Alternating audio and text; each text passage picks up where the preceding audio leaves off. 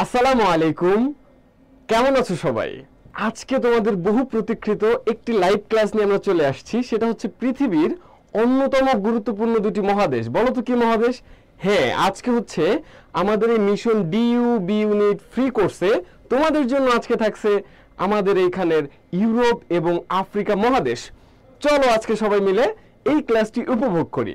তোমরা দ্রুত জয়েন হয়ে যাও নিজেরা এবং তোমাদের ফ্রেন্ডদেরকে এক্ষুনি মেনশন করে দাও যেন তারাও খুব দ্রুত সময়ের মধ্যে ক্লাসটি করতে পারে। তোমরা কেমন আছো সবাই জানাও এবং কে কোথা থেকে আজকের এই ক্লাসটিতে জয়েন করছো এক্ষুনি জানিয়ে দাও। আমরা দেখছি কে কোথা থেকে আমরা দেখছি ক্লাসটি, দয়া করে এক্ষুনি জানিয়ে দাও। আমরা খুব দ্রুত সময়ের মধ্যে ক্লাসটি শুরু করব। ওকে, কে কোথা থেকে জয়েন করছো একটু জানিয়ে দাও দ্রুত সময়ের মধ্যে। ওকে, আমরা খুব দ্রুত সময়ের মধ্যে ক্লাসে চলে যাব এখন। আজকে তোমরা দেখতে পাচ্ছ আমাদের কিন্তু আজকে আলোচনার বিষয় হচ্ছে ইউরোপ মহাদেশ এবং আফ্রিকা মহাদেশ। খুবই গুরুত্বপূর্ণ দুটো মহাদেশ। এই দুটো মহাদেশ থেকে প্রতি বছর অনেক কোশ্চেন আসতে দেখা যায়। আমরা আজকে এই দুটো সম্পর্কে বিস্তারিত ক্লাস করব। তোমরা খুব দ্রুত সময়ের মধ্যে জয়েন হয়ে যাও। ওকে ভাই, স্লাইড ওকে, ঠিক আছে। তাহলে কে কোথা থেকে জয়েন করছো দ্রুত সময়ের মধ্যে একটু জানিয়ে দাও আমাদেরকে। ওকে, আমরা একটু ক্লাসে জয়েন করি। বগুড়া, ফরিদপুর থেকে দেখছি ভাইয়া, থ্যাংক ইউ। দিনাজপুর, এটাই আসলে অনলাইন ক্লাসগুলো মানে এত লোকজন দেখে বিভিন্ন জায়গায় থেকে। ধরো আমরা যখন অফলাইন ক্লাসগুলো নেই তখন স্বাভাবিকভাবে যেখানে যাই সেই অঞ্চলের লোকজনই দেখে, কিন্তু যখন আমরা অনলাইন ক্লাসগুলো নেই তখন কিন্তু একদম পুরো বাংলাদেশ জুড়ে একটা লোকজন দেখতে পারে, একটা সংখ্যক শিক্ষার্থীরা দেখতে পারে। এটাই কিন্তু আমাদের এই অনলাইন ক্লাসের একটা বড় সুবিধা। ধন্যবাদ। ওকে, দেখা যাচ্ছে আমাদের মাইমুনা মিম বলেছে আসসালামু আলাইকুম ভাইয়া ফরিদপুর থেকে। ওয়ালাইকুম আসসালাম। ভাইয়া দই খাবেন বগুড়ার? ওকে, বগুড়াতে দাওয়াত রইলো আমার, আমি নিজেই চেয়ে নিলাম। বগুড়ার দই খাবো ইনশাআল্লাহ। তোমারও দাওয়াত রইলো, তুমি আসো আমাদের এই ফার্ম গেট থেকে ঘুরে যাও। যাই হোক, প্রথমে আমি ধন্যবাদ জানাচ্ছি জয়কলি পরিবারকে এত সুন্দর একটা সময় আমাদেরকে তোমাদের জন্য উপহার দেওয়ার জন্য। কারণ তারা যদি স্বেচ্ছায় নিজ উদ্যোগে এই ফ্রি ক্লাসগুলোর আয়োজন না করতো তাহলে কিন্তু তোমরা দেখতে পারত না। আর এই বাংলাদেশের যতগুলো প্রকাশনী আছে তার মধ্যে সব থেকে জনপ্রিয় প্রকাশনী কোনটা বলতো? আমাদের এই জয়কলি প্রকাশনী। সেই জয়কলি প্রকাশনীর আজকের ক্লাস হবে আমাদের ইউরোপ মহাদেশ এবং আফ্রিকা মহাদেশ। তোমরা দ্রুত সময়ের মধ্যে ক্লাসটি শেয়ার করে দাও, আমরা এক্ষুনি কিন্তু ক্লাসে ঢুকে পড়বো দ্রুত সময়ের মধ্যে। ভাইয়া নার্সিং এর জন্য প্রিপারেশন নিচ্ছি সিলেট থেকে বলছি। খুবই ভালো কথা। নার্সিং এ কিন্তু বেশ বড় একটা পোর্শন স্টুডেন্ট চান্স পায় প্রতি বছর এবং নার্সিং এ কিন্তু বলা চলে নিশ্চিত ক্যারিয়ারের সুবিধা থাকে। এর জন্য নার্সিং কিন্তু খুবই গুরুত্বপূর্ণ একটা অ্যাডমিশন টেস্ট তোমার জন্য। ওকে, তাহলে আমরা ক্লাসে ঢুকবো। এবং তোমরা জানো আমাদের ক্লাসে কিন্তু তুমি যদি সর্বোচ্চ পরিমাণ ফ্রেন্ডদেরকে মেনশন দিতে পারো, তুমি যদি শেয়ার করতে পারো, তোমার জন্য কিন্তু অবশ্যই পুরস্কার রয়েছে। এবং আজকের এই পুরো ক্লাসটা তোমরা যদি উপভোগ করো এবং তোমরা যদি আমাদেরকে মেনশন করে এবং তোমরা যদি শেয়ার করে আমাদেরকে নক দাও, আমরা তোমাকে এই পুরো ক্লাসের পিডিএফটা শেয়ার করে দেবো ইনস্ট্যান্টলি। ওকে, তাহলে আমরা ক্লাসে ঢুকে যাই। আচ্ছা, আমরা ক্লাসে ঢুকে যাচ্ছি। ওকে, দেখো তাহলে আমাদের এখন যেই আলোচনার বিষয় সেটা হচ্ছে আমাদের কোনটা বলতো? আফ্রিকা এবং আমাদের ইউরোপ মহাদেশ। আমরা জানি আমরা এটা হচ্ছে পৃথিবীর মানচিত্র। এই পৃথিবীর মানচিত্রে দেখো এটা হচ্ছে এশিয়া মহাদেশ, এটা হচ্ছে কিন্তু ইউরোপ মহাদেশ। এই ইউরোপ মহাদেশ কিন্তু আমাদের আজকের বেসিক্যালি আলোচনার বিষয়। তো আমাদের ইউরোপ মহাদেশটা আমরা দেখে ফেলতেছি। এরপরে দেখো এইখানটায় রয়েছে আমাদের এই আফ্রিকা মহাদেশ। তার মানে আমরা এই দুইটা নিয়ে আজকে কিন্তু আলোচনা করব। এই দুইটার মধ্যে আমাদের বিস্তারিত আদ্যপান্ত যেখানে যা আছে দুইটা সম্পর্কে বিস্তারিত যা কোশ্চেন হতে পারে আজকে আমাদের এই লেকচারের মধ্যে থাকবে। এবং বাকি জিনিস তোমরা অবশ্যই আমাদের আজকের লেকচারটা ফ্রুটফুলি করার জন্য অবশ্যই জয়কলির এক সেট বই তোমার জন্য খুবই গুরুত্বপূর্ণ। ওকে, দেখো আমাদের এই আফ্রিকা মহাদেশ নিয়ে এবং আমাদের এই ইউরোপ মহাদেশ নিয়ে এখন আমাদের আলোচনার বিষয়। দেখো ওকে, এরপরে আমাদের এদিকে রয়েছে উত্তর আমেরিকা, এদিকে রয়েছে দক্ষিণ আমেরিকা, এরপরে রয়েছে ওশেনিয়া এবং এন্টার্কটিকা মহাদেশ, এন্টার্কটিকা। ওকে, তাহলে আমাদের এই যে সাতটা মহাদেশ, এই সাতটা মহাদেশের মধ্যে দেখো এটা হচ্ছে পৃথিবীর উত্তর দিক, এটা দক্ষিণ দিক, এটা পূর্ব দিক, এটা পূর্ব, এটা হচ্ছে আমাদের পশ্চিম দিক। তাহলে তুমি আমাকে বলো ইউরোপ মহাদেশ পৃথিবীর কোন দিকে অবস্থিত? অবশ্যই যেহেতু এটা উত্তর দিক তার মানে ইউরোপ মহাদেশ আমাদের কোন দিকে বলো তো? ইউরোপ মহাদেশ কিন্তু ওকে, ইউরোপ মহাদেশ কিন্তু আমাদের উত্তর দিকে অবস্থিত। পৃথিবীর উত্তর দিকে কোন মহাদেশ? ইউরোপ মহাদেশ। এরপরে দেখো আমাদের এই ইউরোপ মহাদেশের উত্তরে তাহলে কি এইদিকে একটা সাগর আছে, যার নাম কি, যার নাম হচ্ছে আমাদের উত্তর মহাসাগর। হ্যাঁ, আর্কটিক মহাসাগর বা উত্তর মহাসাগর। আমরা মহাসাগরগুলো একটু দেখি, এটা প্রশান্ত মহাসাগর, এটা হচ্ছে আটলান্টিক মহাসাগর, এখানে ভারত, আর উপরে উত্তর, নিচে দক্ষিণ মহাসাগর। ওকে, তার মানে এই ইউরোপের যদি প্রশ্ন হয়, ইউরোপের উপরে কি, ইউরোপের উপরে উত্তর মহাসাগর। ইউরোপের পূর্বে কি, ইউরোপের পূর্বে কিন্তু এশিয়া মহাদেশ। ইউরোপের দক্ষিণে কি, ইউরোপের দক্ষিণে হচ্ছে আফ্রিকা মহাদেশ। এবং ইউরোপের পূর্বে কি, এই যে একটা মহাসাগর এই জায়গাটা জুড়ে, এটার নাম হচ্ছে আটলান্টিক মহাসাগর। তোমরা কি ক্লিয়ার? তোমরা কি ক্লিয়ার? ওকে, উত্তর মহাসাগর। Thank you, thank you. Reshad join করেছে, ফারজানা বলছে উত্তর, ওকে, আফরিন কলি বলেছে উত্তরে কিশোরগঞ্জ থেকে, থ্যাংক ইউ কিশোরগঞ্জ। আমাদের বিদ্যুৎ ভাই দেখছে, ওকে, এরপরে সাগরের নাম উত্তর মহাসাগর, থ্যাংক ইউ। তোমরা দ্রুত সময়ের মধ্যে ক্লাসটা তোমাদের টাইমলাইনে শেয়ার করে রেখে দাও, আদারওয়াইজ কিন্তু এই ক্লাসটি পরবর্তী সময় তুমি মিস করে যাবে। ওকে, দেখো তাহলে আমরা দেখতে পাচ্ছি এখানে কিন্তু আমাদের এই ইউরোপ মহাদেশ এবং আফ্রিকা মহাদেশের আমাদের এই দিকটায় কোনটা রয়েছে, ভারত মহাসাগর এবং আটলান্টিক মহাসাগর, এই দিকটা এশিয়া, উপরে আমাদের ইউরোপ, আমাদের পূর্বে রয়েছে, পশ্চিমে রয়েছে আমাদের এই আটলান্টিক মহাসাগর। তার মানে আমরা যে দুইটা মহাসাগর আজকে ক্লাস নিব, সেই দুইটা মহাসাগরের কিন্তু আমরা কি করেছি, আমরা সেই দুটো মহাসাগরের কি দেখিয়েছি, আমরা অবস্থান দেখিয়েছি, ভৌগোলিক অবস্থান, কে কোথায় আছে। ওকে, আমরা যেরকম এই দুটো মহাদেশের অবস্থান দেখতে পেলাম, তোমরাও তোমাদের অবস্থানটা কিন্তু জানিয়ে দিতে পারো এই অবস্থানের সাথে। ওকে, দেখা যাচ্ছে অনেকে কিন্তু মেনশন দিচ্ছ, আমাকে লিখেছে, রাহাত লিখেছে আসসালামু আলাইকুম। ওয়ালাইকুম আসসালাম, কেমন আছো তোমরা সবাই? ওকে, দেখো আমরা এখন চলে যাব ইউরোপ মহাদেশ। আমরা যখন মানচিত্র, আমরা বাজার থেকে যে মানচিত্রগুলো কিনি, সেই মানচিত্রগুলো কিন্তু ভাই গোল থাকে না, সেই মানচিত্রগুলো কি থাকে, চার কোণা থাকে। এই চার কোণা যে মানচিত্রটা থাকে, সেই মানচিত্রে কিন্তু আমাদের বিভিন্ন মহাদেশ এরকম ভাবে দেখা যায়। এইখানে যেরকম একটু আলাদা আমাদের রঙে যেই মহাদেশটা এখানে তোমরা দেখতে পাচ্ছ, সেই মহাদেশটার নাম কি, সেই মহাদেশটার নাম বড় করে লেখা আছে ইউরোপ মহাদেশ। ওকে, তোমরা কি বুঝতে পেরেছো ইউরোপ মহাদেশটা? আমরা এখন বিস্তারিত একটু আগে যাব। দেখো, এটা হচ্ছে আমাদের এই ইউরোপ মহাদেশ। আমাদের যেহেতু লেকচারটা অনেক বড় হবে, আমরা একটু দ্রুত সময়ের মধ্যে লেকচারটা টানার চেষ্টা করব। তোমরা কিন্তু ভাইয়া অবশ্যই কি থাকবা, অবশ্যই সর্বোচ্চ পরিমাণ তোমরা মনোযোগী হয়ে ক্লাসটা করবা, আদারওয়াইজ কিন্তু ঝামেলায় পড়ে যাবে। এবং একটা কথা তোমাকে আমি বলে রাখি, অ্যাডমিশন টেস্টে কতটুকু পড়বা তার থেকে বড় কথা হচ্ছে কতটুকু বাদ দিয়ে আমাকে পড়তে হবে। ওকে, এই বাদ দিব কোনটুকু আমার জন্য বেশি ইম্পর্টেন্ট, এই জিনিসটার জন্য হলেও তোমাকে কিন্তু ক্লাসটা করতে হবে। এবং তোমরা জানো বাংলাদেশের সবথেকে বড় প্রকাশনী আমাদের এই জয়কলি প্রকাশনী, কিন্তু তাদের সর্বোচ্চ লেভেলের যারা তাদের ভালো টিচার আছে তাদেরকে এনে কিন্তু ক্লাস দেওয়ার চেষ্টা করে। সুতরাং এই একটা ক্লাস কিন্তু তোমার জন্য অনেক গুরুত্বপূর্ণ হলেও হতে পারে। এই একটা ক্লাস থেকে কিন্তু তুমি অনেকগুলো কোশ্চেনের অবশ্যই নিশ্চিত কমন পেলেও ইনশাল্লাহ পেতে পারো। ভাগ্য যদি অবশ্যই ভালো হয়, অবশ্যই একাধিক কোশ্চেন তুমি এখান থেকে কমন পাবা। সুতরাং তুমি একটু সময় ধরে, একটু ধৈর্য ধরে আজকে ক্লাসটা করো, তোমার বন্ধুকে জানিয়ে দাও আজকে তোমাদের সাথে আমরা আছি, জয়কলি পরিবার আছি। ওকে, দেখো, ওকে, এই যে এদিকে আমরা দেখতে পাচ্ছি, এটা কিন্তু আমাদের আলোচনার বিষয় না, তবে এই যে জয়কলি জিকে, এটা হচ্ছে বর্তমান সময়ের সবথেকে জনপ্রিয় এবং আলোচিত। ওকে, দেখো আমরা, এটা হচ্ছে আমাদের কি, এটা হচ্ছে পুরোটা আমাদের এই আমাদের আজকের ইউরোপ মহাদেশের। আমি ফার্স্ট অফ অল শুরু করব ইউরোপ মহাদেশ দিয়ে। এই পুরো ইউরোপ মহাদেশের পুরো মানচিত্রটা কিন্তু আমরা এর মধ্যে আনার চেষ্টা করেছি।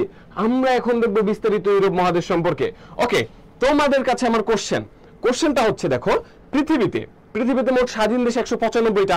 এই 195টার মধ্যে 193টা হচ্ছে জাতিসংঘের সদস্যভুক্ত। কয়টা দেশ? 193টা। তাহলে জাতিসংঘের সদস্যভুক্ত স্বাধীন দেশ নয় কয়টা? 2টা। সেই দুটো দেশের নাম কি তোমরা একটু কমেন্টস করো। তোমরা দ্রুত সময়ের মধ্যে একটু কমেন্টস করো সেই দুটো দেশের নাম কি। ওকে, তোমরা একটু দ্রুত সময়ের মধ্যে, আচ্ছা, কেউ কি আমাদের সুলতান বলেছে রুটিনের কথা। তুমি আমাদের টাইমলাইনে একটু যাও, নিচে দেখবা যে রুটিনটা পেয়ে যাবা, ক্লাসটা শেষে তুমি অবশ্যই দেখবা। তাহলে তোমরা আমাকে বলো দ্রুত সময়ের মধ্যে। 16টা শেয়ার করে দিচ্ছি, থ্যাংক ইউ সবাইকে। এবং একটা জিনিস, আমাদের প্রত্যেকটা ক্লাসে কিন্তু তোমাদেরকে পুরস্কার দেওয়া হয়, তোমরা জানো কিনা জানি না। বিশেষ করে আমি আমার নিজ উদ্যোগে হলেও সবসময় চেষ্টা করি স্টুডেন্টদের মধ্যে কোনো না কোনো অনুপ্রেরণামূলক কিছু দেওয়ার জন্য। সুতরাং তোমরা ক্লাসটা সর্বোচ্চ পরিমাণ শেয়ার করে দাও। ওকে, আমরা বলে দিই তাহলে দুইটা দেশ স্বাধীন কিন্তু জাতিসংঘের সদস্যভুক্ত নয়। একটা হচ্ছে ভাইয়া ভ্যাটিকান সিটি, আর একটা হচ্ছে কসোভো। এই দুইটা দেশই কিন্তু আমাদের এই ইউরোপ মহাদেশের মধ্যে। 1 নম্বরে ভ্যাটিকান সিটি, ওকে, ভ্যাটিকান সিটি, আরেকটা কি বললাম, আরেকটা বললাম কসোভো। এখন তোমার মাথার মধ্যে কোশ্চেন হইতে পারে যে ভাইয়া তাহলে এই দুইটা দেশ কেন জাতিসংঘের সদস্যপদ পাইলো না, বাকি যে 193টা পাইলো এই দুইটা দোষ করছে কি? এই দুইটা আসলে তেমন কোনো দোষ করে নাই, অল্প একটু ঝামেলা আছে। কেমন দেখো, এই যে ভ্যাটিকান সিটি একটু পরে আলোচনা করতেছি, এই ভ্যাটিকান সিটি নিয়ে এখনই চলে আসবে কসোভো নিয়ে। এই দুইটা দেশ যখন আলোচনা করবো আমরা বিস্তারিত বলে দেবো কেন জাতিসংঘের সদস্যভুক্ত নয়। তবে এখানে একটা প্রথমেই বলে দেই, এই জাতিসংঘের সদস্যভুক্ত হলে একটা দেশের অবশ্যই কূটনৈতিক সম্পর্ক থাকা লাগবে, কিন্তু ভ্যাটিকান সিটি এমন একটা দেশ যেই দেশে কোনো সেনাবাহিনী নেই, যেই দেশে কোনো নারী নেই, যে দেশে কি নেই, যে দেশে কোনো কূটনীতি রাজনীতি নেই। সুতরাং এই সব না থাকার কারণে এই ভ্যাটিকান সিটি কি নয়, জাতিসংঘের সদস্যভুক্ত রাষ্ট্র এখন হতে পারে না। কারণ জাতিসংঘের সদস্যভুক্ত রাষ্ট্র হলে কি লাগবে, অবশ্যই কূটনৈতিক সম্পর্ক লাগবে, যেহেতু নেই সেই তো জাতিসংঘের সদস্যভুক্ত নয়। আর রয়েছে কসোভো। কসোভো হচ্ছে ইউরোপের, কসোভো হচ্ছে কি ইউরোপের একটি, কসোভো হচ্ছে ইউরোপের একটি স্বাধীন রাষ্ট্র, কিন্তু এটা একটা মুসলিম রাষ্ট্র। এর আশেপাশে যে রাষ্ট্রগুলো আছে স্পেশালি এটা হচ্ছে সার্বিয়ার কাছ থেকে স্বাধীনতা অর্জন করেছে। এই সার্বিয়ার কাছ থেকে স্বাধীনতা অর্জন করেছে 2002 সালে। কত সাল? 2002 সাল। এই 2002 সালে কিন্তু এটা কসোভোর কাছ থেকে স্বাধীনতা অর্জন করেছে।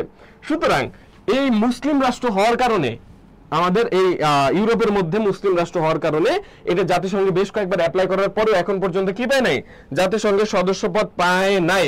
তোমরা কি বুঝতে পেরেছো? আমরা তাহলে একটু আগাই, আমরা একটু আগাই। দেখো, ওকে ভাইয়া অনেক প্রশ্ন আছে, আমার কমেন্টস পড়া হয় না।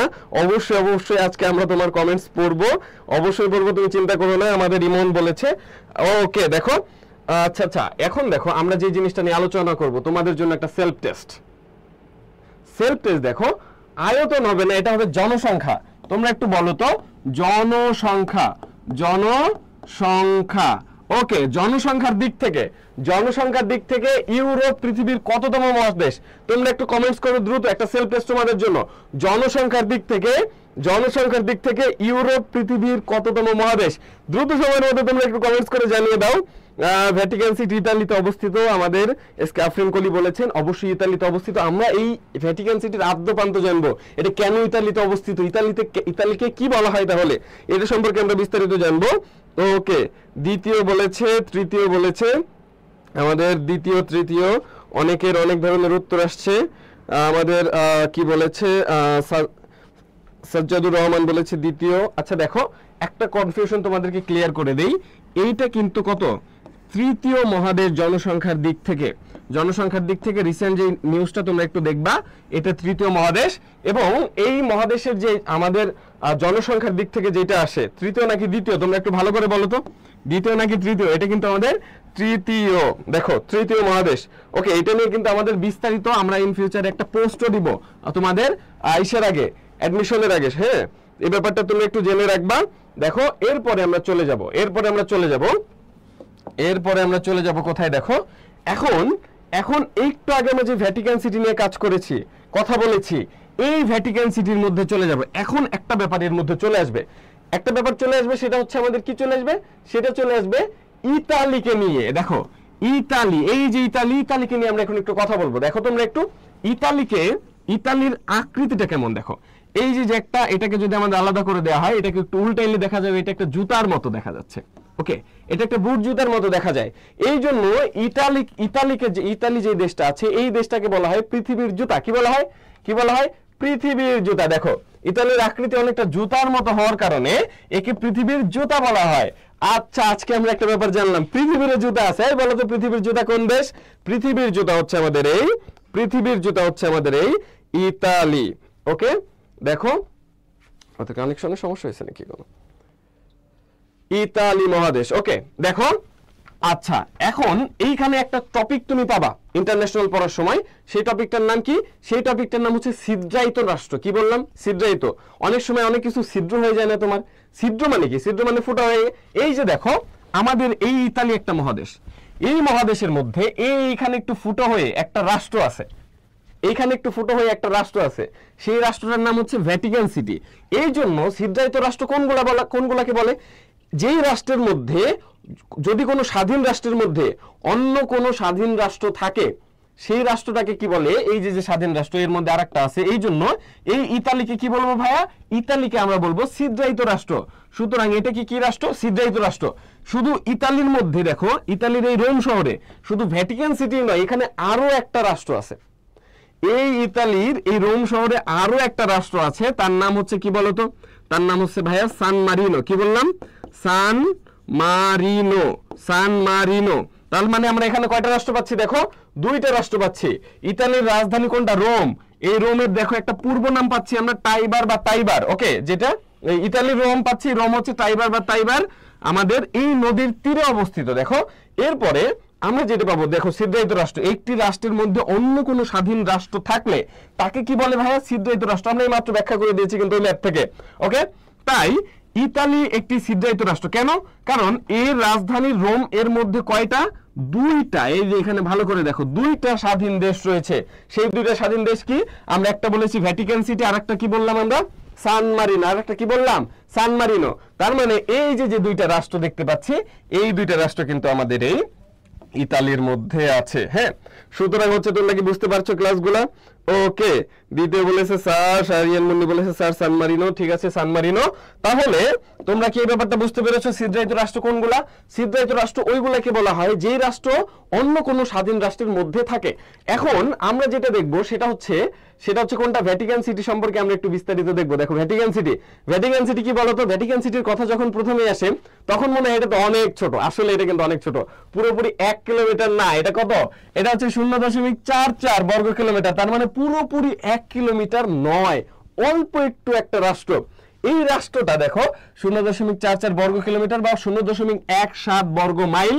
পৃথিবীর আয়তন ও জনসংখ্যায় সব থেকে ছোট দেশের নাম ভাইয়া এই ভ্যাটিকান সিটি।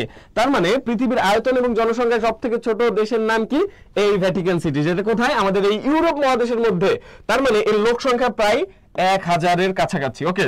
এখন তোমাদের কাছে একটা কোশ্চেন এরকম হয়, এখানে লোক সংখ্যা দিয়েছে, ভালো করে খেয়াল করো, লোক সংখ্যা দিয়েছে, এখানে কিন্তু আমি জনসংখ্যা দেইনি, জনসংখ্যা দেইনি, কি দিয়েছি, লোক সংখ্যা। এই লোক সংখ্যাটা কথাটা কিন্তু তোমাকে ঢাকা ইউনিভার্সিটি প্যাচ দিয়ে দিবে। লোক সংখ্যা কত, 1000-এর কাছাকাছি। লোক সংখ্যার জনসংখ্যার মধ্যে পার্থক্য কি, জনসংখ্যা যখন কোনো রাষ্ট্র, ওই রাষ্ট্রের সিটিজেন বলা হয়, মানে নাগরিক যখন হয়, তখন সেটা জনসংখ্যার মধ্যে কাউন্ট করা হয়। কিন্তু এই যে আমাদের ভ্যাটিকান সিটি যে দেশটা আছে, এই দেশটাতে কি কোনো সরকার আছে, এই দেশটাতে ভাই কোনো সরকার নেই, এই দেশটাতে কোনো সেনাবাহিনী নেই। এবং সব থেকে মজার ব্যাপার কি জানো, এই দেশটা এত সুখী কেন জানো, এত বেশি সুখী কেন বলো তো, কারণ স্পেশালি এখানে কি নেই, এইখানে কোনো ভাইয়া, এই দেখো নারী নেই। যেই দেশে নারী নেই সেই দেশ স্বাভাবিকভাবে যে মজা করলাম, এখানে আসলেই কোনো নারী নেই, কোনো সরকার নেই, কি নেই, কোনো সেনাবাহিনী নেই, কোনো কূটনৈতিক সম্পর্ক স্থাপনকারী কোনো রাজনৈতিক দল নেই। যার জন্য এইখানে কিন্তু আমাদের ওই যে সরকার যদি না থাকে, মেয়রও থাকবে না, কিচ্ছু থাকবে না। যার জন্য কি নেই, এইখানে কোনো স্থায়ী জনসংখ্যা নেই। এইখানে কারা থাকে তাহলে, এইখানে থাকে হচ্ছে যারা খ্রিস্টান ধর্মের ধর্মযাজক। তাদেরকে কি বলে, তোমরা বলো তো, তোমরা একটু কমেন্টসে জানাও, খ্রিস্টান ধর্মের ধর্মযাজকদেরকে কি বলে, তোমরা একটু দ্রুত কমেন্টসে জানাও, খ্রিস্টান ধর্মের ধর্মযাজকদেরকে কি বলে, খ্রিস্টান ধর্মের ধর্মযাজকদের কি বলে, ওকে, অনেকে উত্তর দিচ্ছ। খ্রিস্টান ধর্মের ধর্মযাজকদেরকে কিন্তু ভাইয়া পোপ বলে, কি বলে, পোপ। তার মানে এইখানে যারা থাকে এই সবাই কিন্তু পোপ। এই পোপদের কিন্তু বিয়ে করা নিষিদ্ধ, এরা কিন্তু বিয়ে করতে পারে না। যেহেতু এই পোপরা এখানে শুধু থাকে এবং তারা যেহেতু বিয়ে করতে পারে না, এই জন্য এখানে কি নেই, এখানে কিন্তু ভাইয়া কোনো নারী নেই। নারী না থাকার কারণ কি বুঝতে পেরেছো, ওকে, অনেক ভালো লাগলো ভাইয়া, থ্যাংক ইউ। আচ্ছা, পাদ্রী না, ওকে, পোপ। দেখো এরপরে আমরা যেটা আসবো সেটা হচ্ছে বর্তমানে এই যেখানে যতগুলো পোপ আছে এদের মধ্যে একজন পোপ হচ্ছে মেইন পোপ। বর্তমানে যে প্রধান পোপ, সেই পোপের নাম কি, সেই বর্তমানে প্রধান পোপের নাম হচ্ছে পোপ ফ্রান্সিস। এই পোপ ফ্রান্সিস হচ্ছে 266তম পোপ। কততম পোপ, 266তম পোপ। 2013 সালে কিন্তু ইনি এই আমাদের এই ভ্যাটিকান সিটির প্রধান পোপ হন। এবং এই পোপরাই কিন্তু পুরো খ্রিস্টান ধর্মে যা আছে পুরো পৃথিবীকে লিড দেয় এই পোপরা, ওকে। দেখো, এবং এই যে এটা নিয়ে কিন্তু কয়েকবার কোশ্চেন হয়েছে যে এই পোপ ফ্রান্সিস, তোমার কাছে ফ্রান্সিস দেখে মনে হতে পারে এটা ফ্রান্স থেকে আসছে, কিন্তু আসলে কিন্তু এটা ফ্রান্স থেকে আসে। এটা কোন দেশ থেকে আসছে, এইটা আসছে কিন্তু আর্জেন্টিনা। তার মানে এই দেখো ইনি কিন্তু পোপ ফ্রান্সিস কিন্তু এই দেশে জন্মগ্রহণ করে নাই, সে জন্মগ্রহণ করেছে আর্জেন্টিনায়। এই দেশে সে জন্মগ্রহণ করবে কিভাবে, এখানে তো কোনো নারী নেই, সে জন্মগ্রহণ করেছে আর্জেন্টিনায়, আর্জেন্টিনা থেকে এখানে আসছে। ওকে, আর্জেন্টিনার। ওকে, তাহলে হচ্ছে এটা হচ্ছে আমাদের আর্জেন্টিনা থেকে পোপ ফ্রান্সিস আসছে, এদেশে কোনো নারী নেই। এই ছিল মোটামুটি ভ্যাটিকান সিটি নিয়ে, তোমরা কি বুঝতে পেরেছো? এবং এই আর্জেন্টিনার ফ্যান কারা একটু জানিয়ে দাও আমাদেরকে কমেন্টসে যে ভাইয়া আমি আর্জেন্টিনার একজন বিখ্যাত ভক্ত। এই পোপ ফ্রান্সিস কিন্তু আমাদের কোন দেশ থেকে আসছে? আর্জেন্টিনা থেকে আসছে। ওকে, তাহলে আমরা কি আগাবো? তোমরা কি এটা বুঝতে পেরেছো? আমরা কি আগাবো? দেখো, ওকে, আমরা তাহলে এখান থেকে একটু আগাই। কেমন দেখো? ওকে, দিদার সার্ভিস আমাদের তাবাসসুম নিশু বলেছে, নিশু আপু অনেক অনেক থ্যাংক ইউ আপনাকে।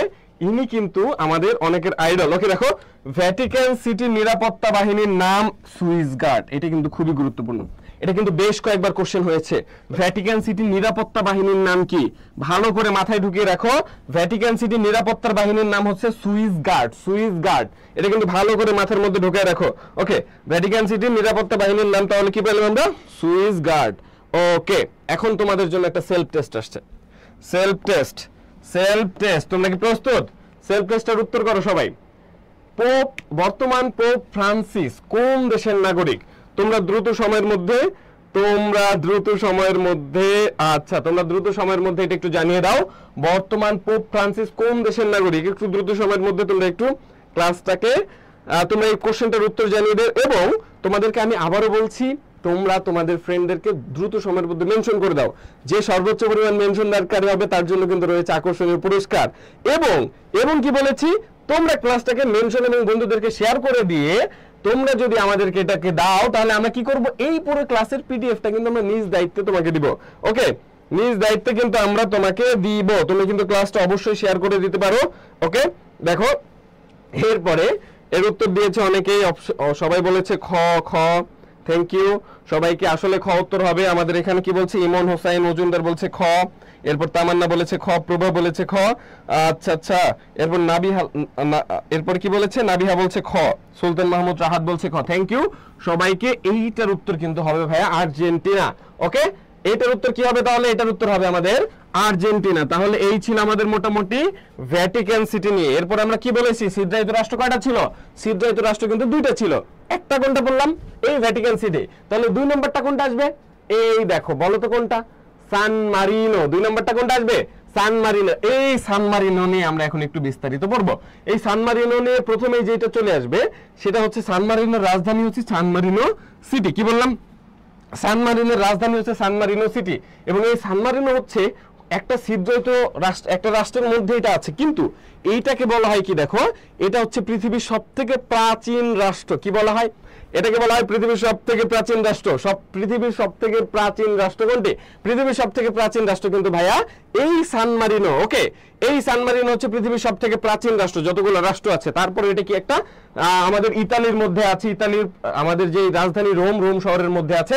এরপরে দেখো এটা কিন্তু খুবই গুরুত্বপূর্ণ। পৃথিবীতে মোট 8টা দেশের, কয়টা দেশের? 8টা দেশের রাজধানীর নাম হচ্ছে সিটি দিয়ে। তার মানে ওই দেশের সাথে যদি জাস্ট আমি সিটি লাগাই দেই, তাহলে ওই দেশের রাজধানী হয়ে যাবে। এরকম দেশ আছে কয়টা? 8টা। আমাদের রাজধানী নিয়ে কিন্তু অনেক ঝামেলায় পড়তে হয়। সুতরাং এটা যদি তুমি একটু জেনে রাখো তাহলে কিন্তু সমস্যা হবে না। দেখো কি, সিঙ্গাপুরের রাজধানী সিঙ্গাপুর সিটি, কুয়েতের রাজধানী কুয়েত সিটি, ভ্যাটিকানের রাজধানী ভ্যাটিকান সিটি। ওকে, এরপর সান মারিনোর রাজধানী কি? এই সান মারিনোর রাজধানী হচ্ছে সান মারিনো সিটি, এটা আমরা জানি। লুক্সেমবার্গ পৃথিবীতে অত্যন্ত গুরুত্বপূর্ণ একটা দেশ। দেখো এই লুক্সেমবার্গ আমাদের ইউরোপের মধ্যে, দেখো এই লুক্সেমবার্গের হচ্ছে পার ক্যাপিটাল ইনকাম সব থেকে বেশি। এবং এই লুক্সেমবার্গে কিন্তু পাবলিক ট্রান্সপোর্ট যতগুলো আছে সব ফ্রি। তুমি বাসে চড়বা ফ্রি, তুমি হচ্ছে ট্রেনে চড়বা ফ্রি, সবকিছু ফ্রি।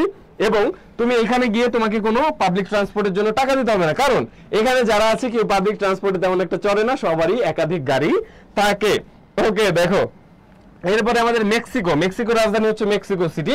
পানামা, এটা আমরা নেক্সট ক্লাসে পড়বো, পানামা নিয়ে বিস্তারিত। পানামার সাথে রয়েছে পানামা খাল। এই পানামা খাল আমাদের উত্তর আমেরিকা দক্ষিণ আমেরিকাকে পৃথক করেছে, আমাদের আটলান্টিক এবং প্রশান্ত মহাসাগরকে যুক্ত করেছে। দেখো এরপরে আমরা একটা দেশ পাবো গুয়েতেমালা। মোট পৃথিবীর এই 8টা দেশের আমাদের রাজধানীর সাথে কি রয়েছে? সিটি রয়েছে। তোমরা কি বুঝতে পেরেছো? তোমরা কি বুঝতে পেরেছো? ওকে, কোনো নোটিফিকেশনস আসে নাই, আমি মেনশন দিলাম। ওকে, মেনশন দিয়েছো, সবাইকে থ্যাংক ইউ। এরপরে আমাদের আনিশা রহমান বলেছে আপু এখন সানমারিন, হ্যাঁ এখন আমরা সানমারিনও পড়াচ্ছি।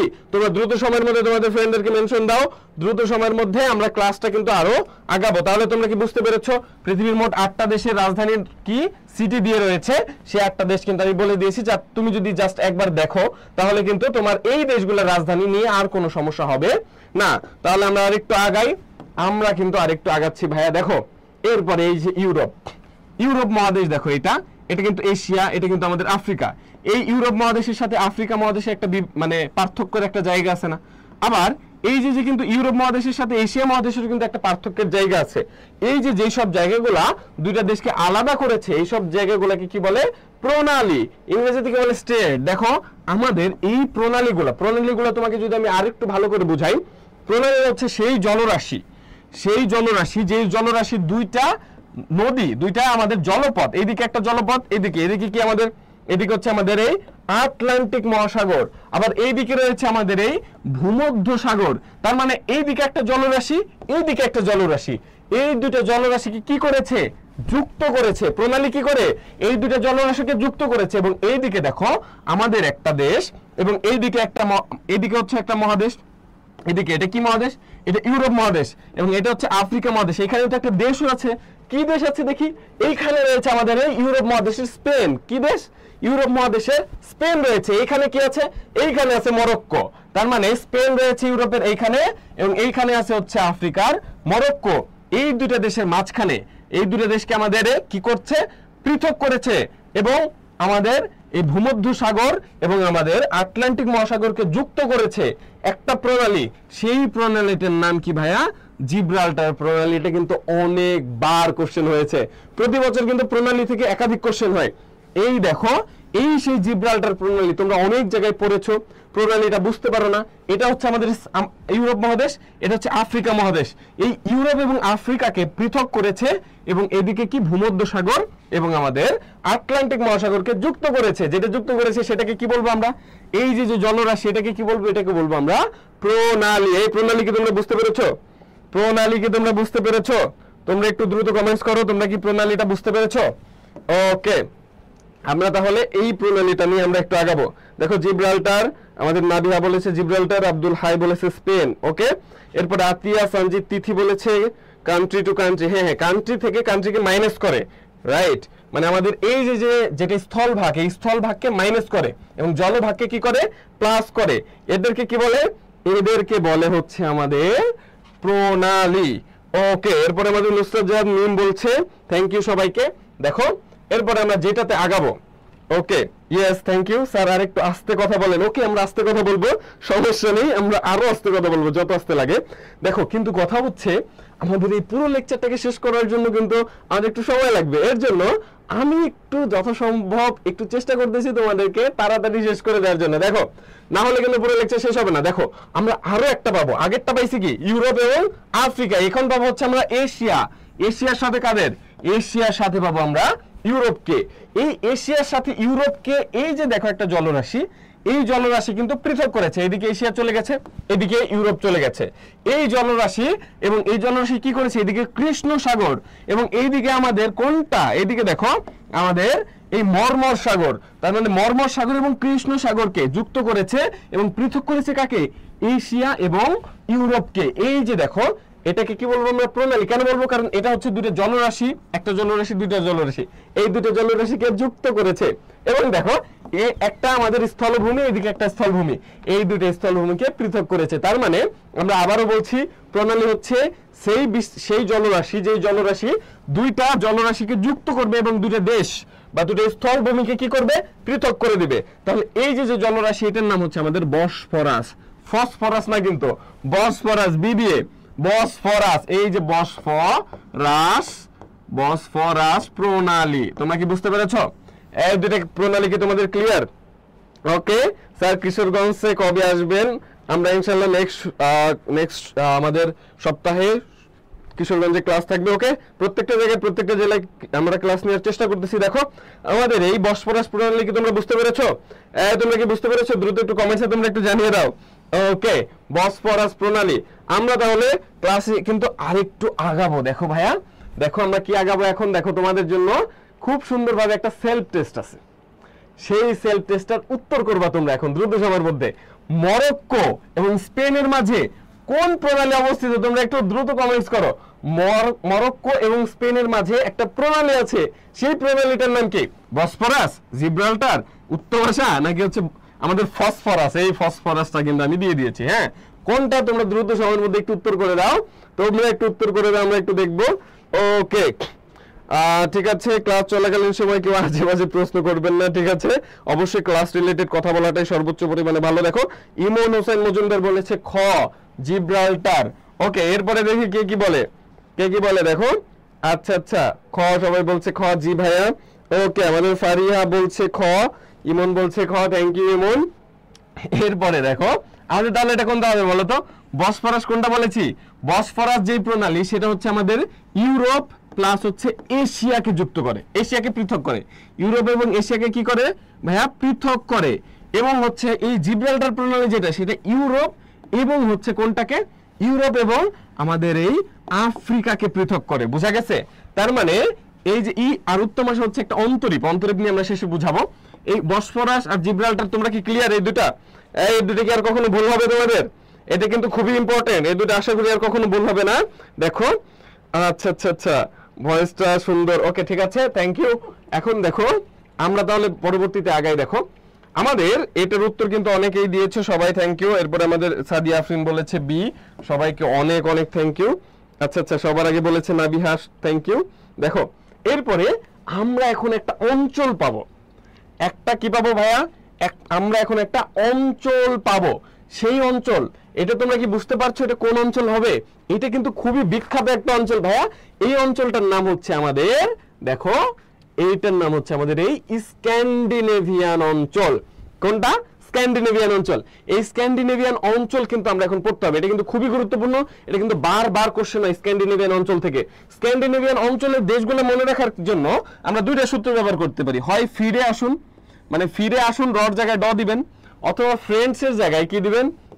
এফ আর দিবেন না, I E N D, friend. ঠিক আছে, এই দেখেন, এফ ফর হচ্ছে আমাদের কোনটা? ফিনল্যান্ড। এফ এ কোনটা? ফিনল্যান্ড। আমরা বন্ধুর মাধ্যমে শেখার চেষ্টা করবো, কিন্তু বন্ধুর আর নাই। ওকে, এফ এ হচ্ছে ফিনল্যান্ড। আইতে কোনটা? দেখেন, আইতে হচ্ছে এই যে আইসল্যান্ড। এই দুটো দেশ থেকে এটা একটু আলাদা জায়গায়, আইসল্যান্ড। ইতে কোনটা? দেখেন, ইতে কোনটা? ইতে হচ্ছে F R I N D S. Okay, আমাদের দেখেন, এরপরে আমাদের এনে, এনে কোনটা দেখবেন? এনে নরওয়ে। এরপরে ডিতে হচ্ছে ডেনমার্ক। ওকে, ডিতে ডেনমার্ক। আর এই ইতে বলবো আমরা সুইডেন। সুইডেন, সুইয়ের মাঝখানে ই আছে। ওকে, দুইটা ই আছে দেখেন। অথবা ফিডে আসুন, ফিতে ফিনল্যান্ড, ডিতে ডেনমার্ক, আতে হচ্ছে আইসল্যান্ড, সুতে হচ্ছে কোনটা? সুইডেন, নতে নরওয়ে। আমাদের মোটামুটি এই দেশগুলা আপনারা কি বুঝতে পেরেছেন? এই দেশ, এই 7টা দেশ হচ্ছে আমাদের কোন? এই 5টা দেশ হচ্ছে কোনটা? এই 5টা দেশ হচ্ছে আমাদের এই স্ক্যান্ডিনেভিয়ান অঞ্চলের মধ্যে। তার মানে স্ক্যান্ডিনেভিয়ান অঞ্চলের দেশ কয়টা? স্ক্যান্ডিনেভিয়ান অঞ্চলের কিন্তু দেশ হচ্ছে কয়টা? আমাদের দেশ কিন্তু ভাইয়া 5টা। এই 5টা আমাদের কোনটা? ডেনমার্ক, নরওয়ে, সুইডেন, ফিনল্যান্ড আর হচ্ছে আইসল্যান্ড। এই 5টা হচ্ছে স্ক্যান্ডিনেভিয়ান অঞ্চলের দেশ। এখন এই স্ক্যান্ডিনেভিয়ান অঞ্চল নিয়ে খুবই গুরুত্বপূর্ণ অনেক তথ্য আছে, আমরা একটু গল্পের মাধ্যমে শুনি। দেখেন, আপনারা যখন, আপনাদের কথা বাদ দিলাম, এখন অ্যাডমিশনে আছেন, আমাদের কথা বলি, যখন বিয়ে করব খুব যত্ন আছে স্ক্যান্ডিনেভিয়ান অঞ্চলে যাব। কেন যাব বলেন তো? কারণ এইখানের কিন্তু বেশ কিছু সুবিধা আছে। প্রথম সুবিধা, এই স্ক্যান্ডিনেভিয়ানের যতগুলো দেশ আছে, যে কোনো একটা দেশে যদি আমি যাই, একটা দেশে যেই ভিসাটাকে নিয়ে যাব সেটাকে বলে সেনজেন ভিসা। সেনজেন বা সেঙ্গেন একই কথা। সেনজেন ভিসা বা সেঙ্গেন ভিসা, এই সেনজেন ভিসাকে নিয়ে যদি যাই, এই সেনজেন ভিসার মধ্যে আমাদের যতগুলো দেশ আছে, ওই সবগুলো দেশে আমরা যাইতে পারবো। আমাদের 25 থেকে 27টা দেশের মধ্যে আমরা এই সেনজেন ভিসা, একটা ভিসার মাধ্যমে আমরা একাধিক দেশে যাইতে পারবো। মজার তথ্য কি জানেন? এই ধরেন, এটা হচ্ছে আমাদের এই ধরেন, এটা নরওয়ে, এটা সুইডেন। এই দুটো দেশের মাঝখানে কিন্তু কোনো কাঁটাতারের বেড়া নাই। এরকম অনেক রেস্টুরেন্ট আছে যেটা, বা অনেক জায়গা আছে যেটা এই দেশের কিছু অঞ্চল, মানে সুইডেন এবং নরওয়ের কিছু অঞ্চলে মানে একটা জায়গা বা একটা জমি বা একটা আমাদের ইনস্টিটিউশন যেটা সুইডেন প্লাস নরওয়ে দুইটার মধ্যেই আছে। সুতরাং হচ্ছে এই যে আমাদের আমাদের এই অঞ্চলটা এবং এই যে চুক্তির মাধ্যমে আমাদের সেনজেন ভিসার মধ্যে যে দেশগুলো আছে সেই দেশগুলোকে একটা দেশে যদি আপনি একটা ভিসা নিয়ে যান আপনি এর মধ্যে সবগুলা দেশে যাইতে পারবেন। সুতরাং একটা খুবই গুরুত্বপূর্ণ আপনার জন্য একটা সুবিধা। যদি বিয়ে করি তাকে নিয়ে যাব আমি স্ক্যান্ডিনেভিয়ান অঞ্চলে, কোন ভিসায়? সেনজেন ভিসায়। তাকে নিয়ে যেই ঘরে থাকবো, কোন ঘরে? বরফের ঘরে থাকবো। তাকে নিয়ে কোন ঘরে থাকবো? ইগলু। তার মানে এই স্ক্যান্ডিনেভিয়ান অঞ্চল হচ্ছে পৃথিবীর সব থেকে উত্তর দিকে সব থেকে বেশি শীত পড়ে এবং এই শীত পড়ার কারণে দেখা যায় এখানে অনেক বরফ পড়ে অনেক বরফের স্তূপ হয়। এই বরফের স্তূপগুলো বরফ কেটে কেটে ঘর বানানো হয়। সেই ঘরকে কি বলে? সেই ঘরকে বলে ভাইয়া হচ্ছে ইগলু। কি বলে? ইগলু, বরফের ঘর। এরপরে আমরা যেটা পাবো সেটা হচ্ছে একটা গাড়ি। চড়বো কোন গাড়িতে? চড়বো হচ্ছে স্লেজ গাড়িতে। টানবে হচ্ছে কুকুর। হ্যাঁ, তার মানে হচ্ছে এই অঞ্চলের যে গাড়ি সেই গাড়িটার নাম হচ্ছে স্লেজ। কয়েকবার কোশ্চেন আসছে স্ক্যান্ডিনেভিয়ান অঞ্চলের গাড়ির নাম কি? স্ক্যান্ডিনেভিয়ান অঞ্চলের গাড়ির নাম কিন্তু ভাইয়া স্লেজ হচ্ছে এই অঞ্চলের গাড়ি। যে গাড়িটা কিসে টানে? কুকুরে টানে। আপনারা দেখবেন বিভিন্ন মুভি টুভি হয় না, সেই মুভি যদি আপনারা কখনো দেখে থাকেন দেখবেন যে হচ্ছে বরফের মধ্যে ছোট ছোট গাড়ি পাওয়া যায়, সেই গাড়িগুলো কুকুরে টানে। সেটা কোন জায়গা? সেই গাড়ির নাম কি? সেই গাড়ির নাম হচ্ছে স্লেজ, যেটা হচ্ছে স্ক্যান্ডিনেভিয়ান অঞ্চলে পাওয়া যায়। ওকে ভাইয়া দাওয়াত দিয়েন, অবশ্যই দাওয়াত দিব। ওকে দেখেন এরপরে আমরা যে খেলাটা খেলবো সেটার নাম স্কেটিং। কি নাম সেটা? স্কেটিং কোনটা? বরফের উপর যেই খেলাটা খেলা হয়, মানে আমাদের ওই বরফের উপরে দেখবেন যে একটা খেলা আছে স্কেটিং, সেটা ছবি দিতে পারলে আরো বেশি ভালো হতো। স্কেটিং খেলা। এবং এইখানে যে আদিবাসী আছে সেই আদিবাসীর নাম কি ভাইয়া? সেই আদিবাসীর নাম হচ্ছে ভাইকিং এবং হচ্ছে এস্কিমো। তার মানে এইটা কিন্তু কয়েকবার কোশ্চেন আসছে যে ভাইকিং কোন অঞ্চলের আদিবাসী। আপনার কিন্তু অনেক অপশন থাকবে, আপনি কিন্তু সেই সময় উল্টে পাল্টা যেন না হয় এর জন্য আপনি মনে রাখবেন ভাইকিং হচ্ছে আমাদের স্ক্যান্ডিনেভিয়ানের এবং এই যে এস্কিমো, এই দুইটা আমাদের আদিবাসী কোন জায়গাকার? এই স্ক্যান্ডিনেভিয়ান অঞ্চলের মধ্যে আছে। ওকে আচ্ছা দেখেন এরপরে আমরা পাইলাম।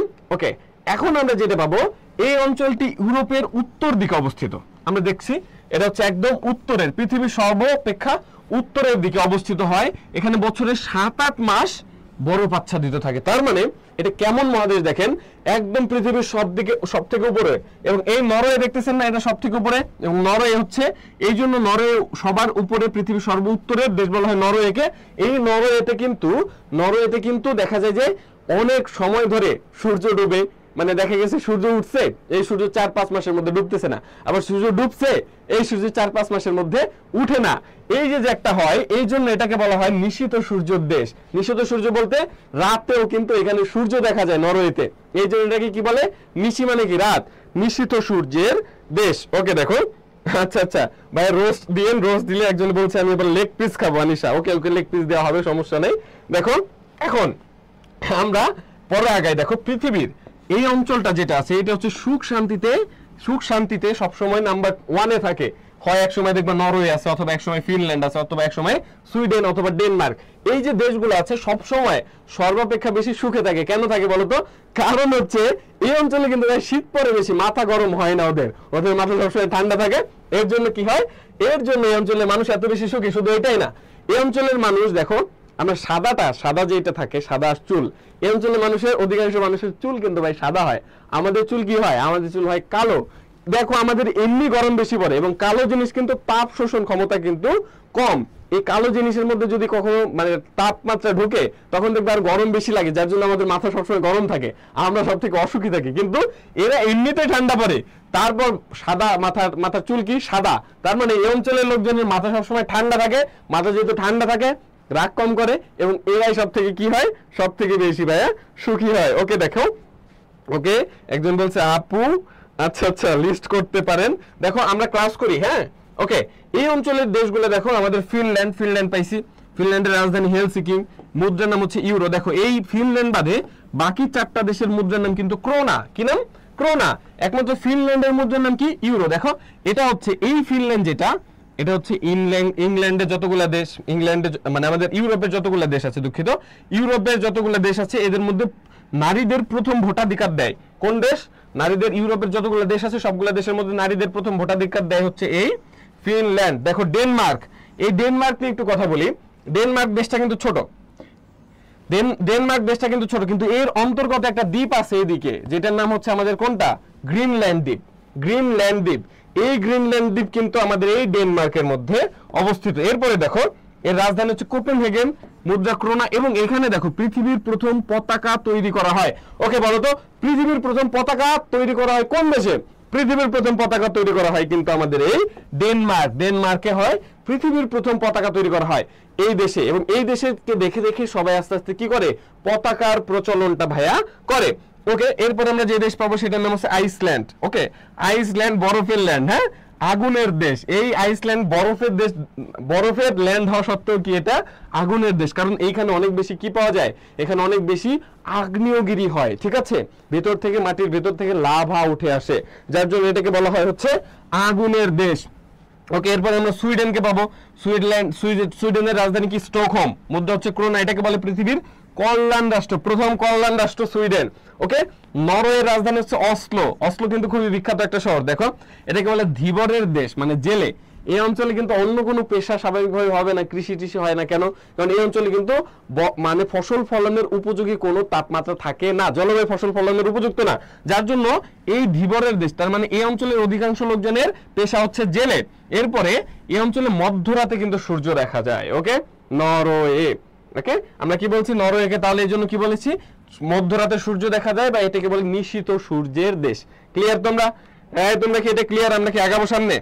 তোমরা কি ক্লিয়ার? ক্লিয়ার হলে একটু দয়া করে, ক্লিয়ারে হইলে তোমরা একটু দয়া করে একটু জানিয়ে দাও। আইসল্যান্ড আগুনের দেশ, এরপরে তিথি বলেছে ধীবরের দেশ। হ্যাঁ হ্যাঁ, ধীবর মানে হচ্ছে জেলে, ধীবর মানে হচ্ছে জেলে। এটা কিন্তু একবার কোশ্চেন হয়েছে, একবার কোশ্চেন হয়েছে জেলে, একবার কিন্তু ধীবর নিয়ে কোশ্চেন হয়েছে, সুতরাং ধীবর মানে হচ্ছে জেলে। এটা আমি তোমাকে বলে দিয়েছি। ওকে, দেখো ক্লিয়ার, থ্যাংক ইউ। মজুমদার বলেছে ক্লিয়ার, ওকে, নাবিহা বলেছে ক্লিয়ার, অনেক বলেছে ইয়েস, থ্যাংক ইউ সবাইকে। তাহলে আমরা একটু আগাই। এখন আমরা যেটা করব, দেখো এখন আমরা একটা সেলফ টেস্ট করব। দয়া করে তোমরা সেলফ টেস্টের উত্তর দ্রুত সময়ের মধ্যে জানিয়ে দিবা। গ্রিনল্যান্ড কোন দেশের অন্তর্গত? গ্রিনল্যান্ড কোন দেশের অন্তর্গত? ডেনমার্ক, আইসল্যান্ড, সুইডেন নাকি নরওয়ে? তোমরা একটু দ্রুত সময়ের মধ্যে আগে উত্তর জানিয়ে দাও।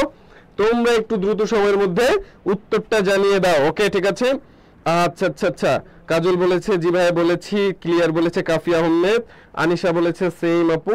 তোমরা দ্রুত সময়ের মধ্যে এটা উত্তর করবা, পাশাপাশি তোমরা কি করবা, তোমাদের ফ্রেন্ডদেরকে দ্রুত সময়ের মধ্যে মেনশন করে দাও।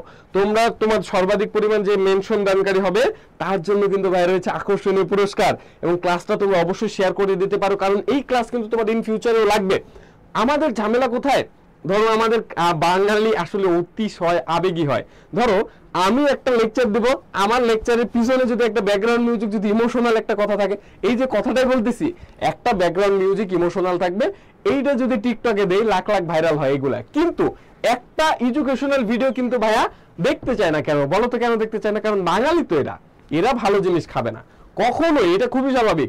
বাঙালি, তোমাকে আমি এখানে যদি আমি এই যে এই সময়টা পুরোপুরি যদি কোনো একটা কনসার্টের আয়োজন করা হতো না, তুমি অবশ্যই দেখতা, নিশ্চিত দেখতা। এখানে টিকটকে এসে যদি কেউ লাফাইতো তুমি নিশ্চিত দেখতা। কিন্তু তোমার অত ধৈর্য নাই, তুমি বসে বসে তোমার যে কাজের জিনিস, এই কাজের জিনিসটা তুমি দেখবা। কেন দেখতে পারো না বলো তো? কারণ বাঙালি তো ভাই আবেগের। সুতরাং তুমি চেষ্টা করো তোমার ফ্রেন্ডদেরকে একটু মেনশন করে দিতে, তোমার ফ্রেন্ড যেন দেখতে পারে। ভাইয়া দিন শেষে এই যে আর মাত্র 2-3 মাস সময় আছে, এই 2-3 মাসই কিন্তু তোমার জীবনে আপস এন্ড ডাউনস কিন্তু করে দেবে। তোমার ভ্যালু কোথায় যাবে, তোমাকে সমাজ কোন চোখে দেখবে, তোমার পরিবারকে তুমি কতটুকু দিতে পারবা। বাবা মা তোমার জন্য এত কষ্ট করতেছে, একটু কি মনে হয় না যে বাবা মাকে আমি একটু আনন্দ দেই? আমি বাবা মার ঋণটা পুরোপুরি শোধ করতে পারবো না, কিন্তু বাবা মাকে কি আমি একটু হইলে আনন্দিত করতে পারি না?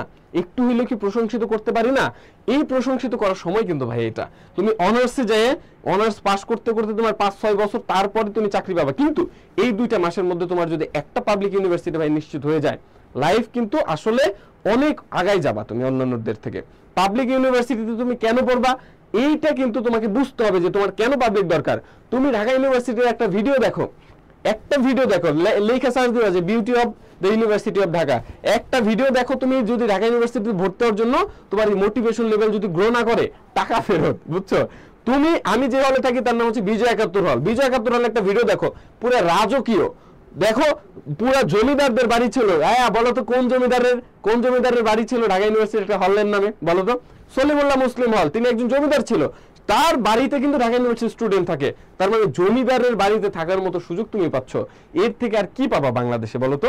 সুতরাং লাইফটাকে যদি তুমি আরেকটু গুছাইতে চাও, এই 1.5-2 মাস সময় আছে, এই 1.5-2 মাস তুমি পরিশ্রম করো ভাইয়া, অবশ্যই অবশ্যই ভালো কিছু সম্ভব। তুমি যদি চেষ্টা করো, বাঙালি কেন, মানুষ চাইলে সব পারে, সবকিছু সম্ভব।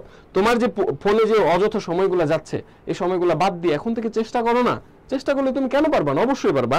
ওকে, দেখো আমাদের তাহলে এইটার কিন্তু অনেক উত্তর চলে আসছে। ওকে, 2019 সাল থেকে এখন অনার্স পড়তেছি, এখনো শেষ হয়নি, স্বাভাবিক শেষ হবে না, শেষ হবে কেমনে? আমাদের দেখো দুঃখিত, অনার্স কিন্তু আমাদের এই কোনো ইউনিভার্সিটি ছোট না, কিন্তু ন্যাশনালের সাথে পাবলিকের একটা বেসিক পার্থক্য কোথায়, ন্যাশনালে অনার্স শেষ করতে অনেক সময় লাগে, প্লাস পাবলিকে কিন্তু খুব দ্রুত সময়ের মধ্যে শেষ হয়ে যায়, এটা কিন্তু একটা বেসিক পার্থক্য। ওকে, দেখো আমরা সেই কথায় না গাই আমাদের ক্লাসের দিকে ফোকাস করি। আমরা তাহলে কি পাইলাম ভাইয়া? গ্রিনল্যান্ড কোন দেশের অন্তর্গত? গ্রিনল্যান্ড হচ্ছে আমাদের এই ডেনমার্কের মধ্যে অন্তর্গত। সবাই কিন্তু উত্তর করেছে ডেনমার্ক, সবাইকে থ্যাংক ইউ। ওকে ওকে, ঠিক আছে, আচ্ছা আচ্ছা আচ্ছা, ঠিক আছে, ভালো লাগছে, থ্যাংক ইউ তোমাকে। ওকে, দেখো আমরা তাহলে একটু আগাই, দেখো এরপরে আমরা যেটাতে চলে আসবো সেটা হচ্ছে আরেকটা অঞ্চল। এই অঞ্চলের নাম কি? এই দেখো এখানে একটা যে সাগর পাচ্ছি, এই সাগরের নাম হচ্ছে বাল্টিক সাগর। কি নাম? বাল্টিক সাগর। এই সাগরের পাশে যেই 3টা দেশ আছে, এই 3টে দেশকে নিয়ে যে অঞ্চলটা, সেই অঞ্চলটার নাম কি? সেই অঞ্চলটার নাম কিন্তু ভাই বাল্টিক অঞ্চল। ওকে, এই অঞ্চলে দেখো বাল্টিক ইউরোপের একটি সাগরের নাম, এই যে সাগর দেখতেই পাচ্ছ সরাসরি। ওকে, যার পূর্ব তীরে, আমরা জানি এদিকে পূর্ব তীরে দেখো কয়টা, 1টা 2টা 3টা, পূর্ব তীরে 3টি রাষ্ট্রের সমন্বয়ে যে অঞ্চলটা গঠিত তার নাম কি?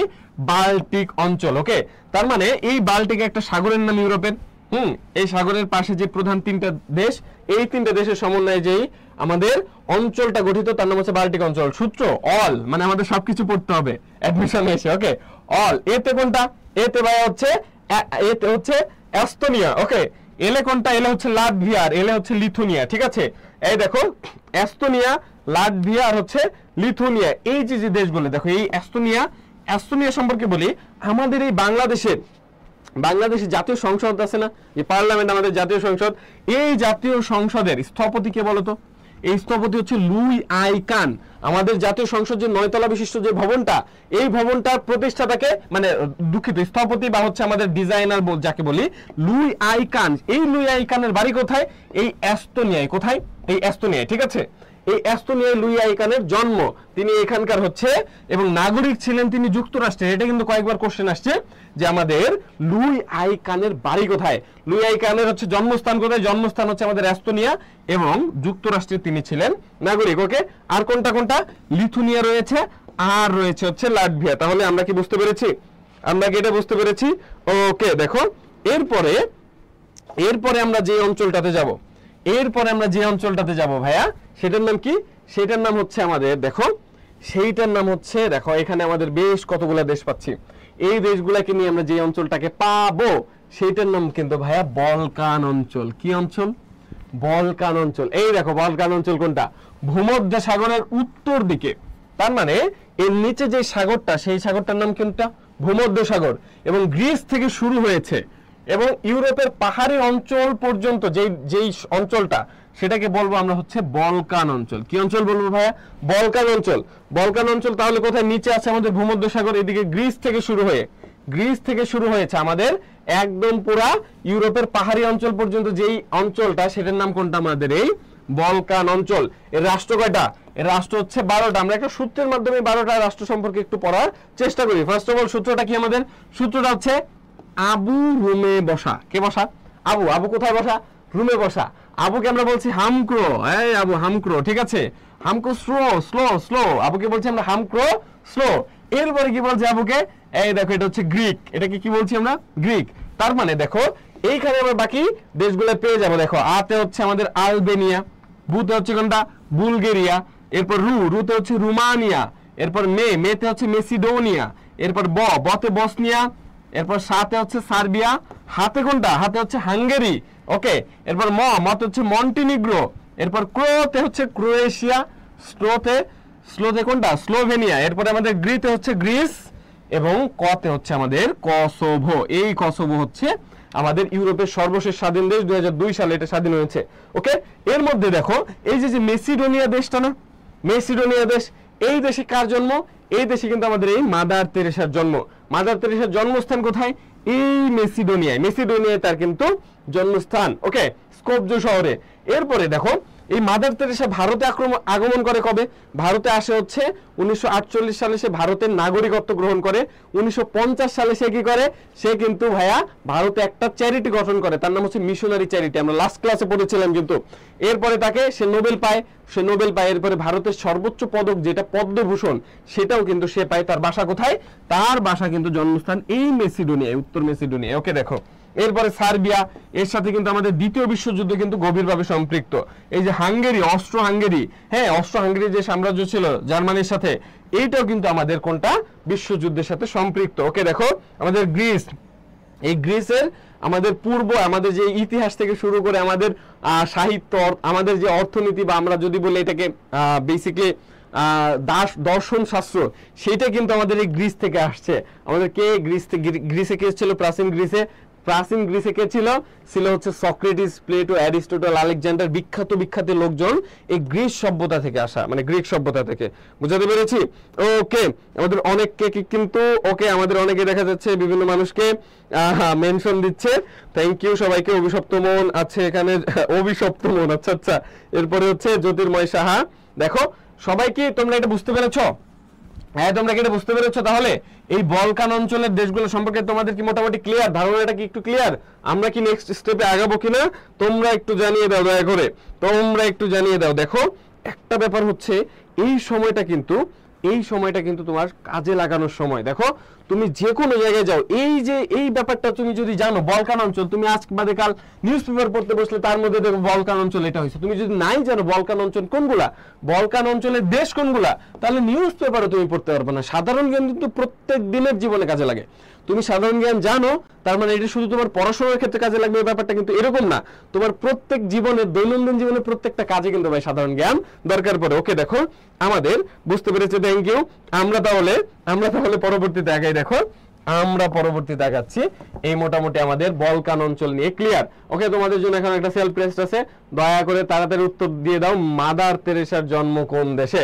মাদার তেরেসার জন্ম কোন দেশে? আমাদের ভারত, লাটভিয়া, মেসিডোনিয়া নাকি এস্তোনিয়া? শেষে আ হবে, ঠিক আছে? আ হবে। তোমরা দয়া করে এই কোশ্চেনের কিন্তু উত্তর দিয়ে দিবে। ওকে, আচ্ছা আচ্ছা। আমাদের জুথি চৌধুরী সবার প্রথমে উত্তর দিয়েছে কি? ঘ। এরপর হচ্ছে mention done, thank you Abdullah Adi, ডি সবাইকে thank you. Okay, Macedonia, Sumaiya Nishi বলেছে, নাবিহা বলেছে মেসিডোনিয়া, প্রভা বলেছে মেসিডোনিয়া। সবাইকে কিন্তু অসংখ্য ধন্যবাদ। ইমন বলেছে, কাজল বলেছে, থ্যাংক ইউ সবাইকে, অনেক ধন্যবাদ। এটা কি হবে ভাইয়া? এটার উত্তর হবে আমাদের এই মেসিডোনিয়া। আমাদের খাদিজাও বলেছে মেসিডোনিয়া, থ্যাংক ইউ তোমাদের সবাইকে। আমরা তাহলে আমাদের এই পরবর্তী পার্টে আমরা তাহলে মুভ করি। ওকে দেখো, এরপরে আমরা যেটাকে দেখবো ইউনাইটেড কিংডম। যুক্ত কিংডম মানে কি? কিং মানে কি? রাজার যেই স্থান সেটাকে বলে রাজ্য। বুঝাইতে পারছি? তার মানে ইউনাইটেড কিংডম, ইউনাইটেড মানে যুক্ত, আর হচ্ছে কিংডম মানে হচ্ছে রাজ্য। যুক্ত রাজ্য, এটা কিন্তু যুক্তরাষ্ট্র না। যুক্তরাষ্ট্র যখন বলবো তখন আমাদের ইউনাইটেড স্টেটস অফ আমেরিকা চলে আসবে, ঠিক আছে? এখন দেখো এইখানটা একটা ঝামেলা আছে। ইউনাইটেড কিংডম কিন্তু একটা দেশ না। ইউনাইটেড কিংডম কিন্তু একটা দেশ না। ইউনাইটেড কিংডম নিয়ে আজকে আমরা এই রহস্যটা একটু উদ্ঘাটন করার চেষ্টা করব। দেখো ইউনাইটেড কিংডম যখন আমরা বলবো তখন হয়ে যাবে চারটা দেশের সমন্বয়। কয়টা দেশের সমন্বয়?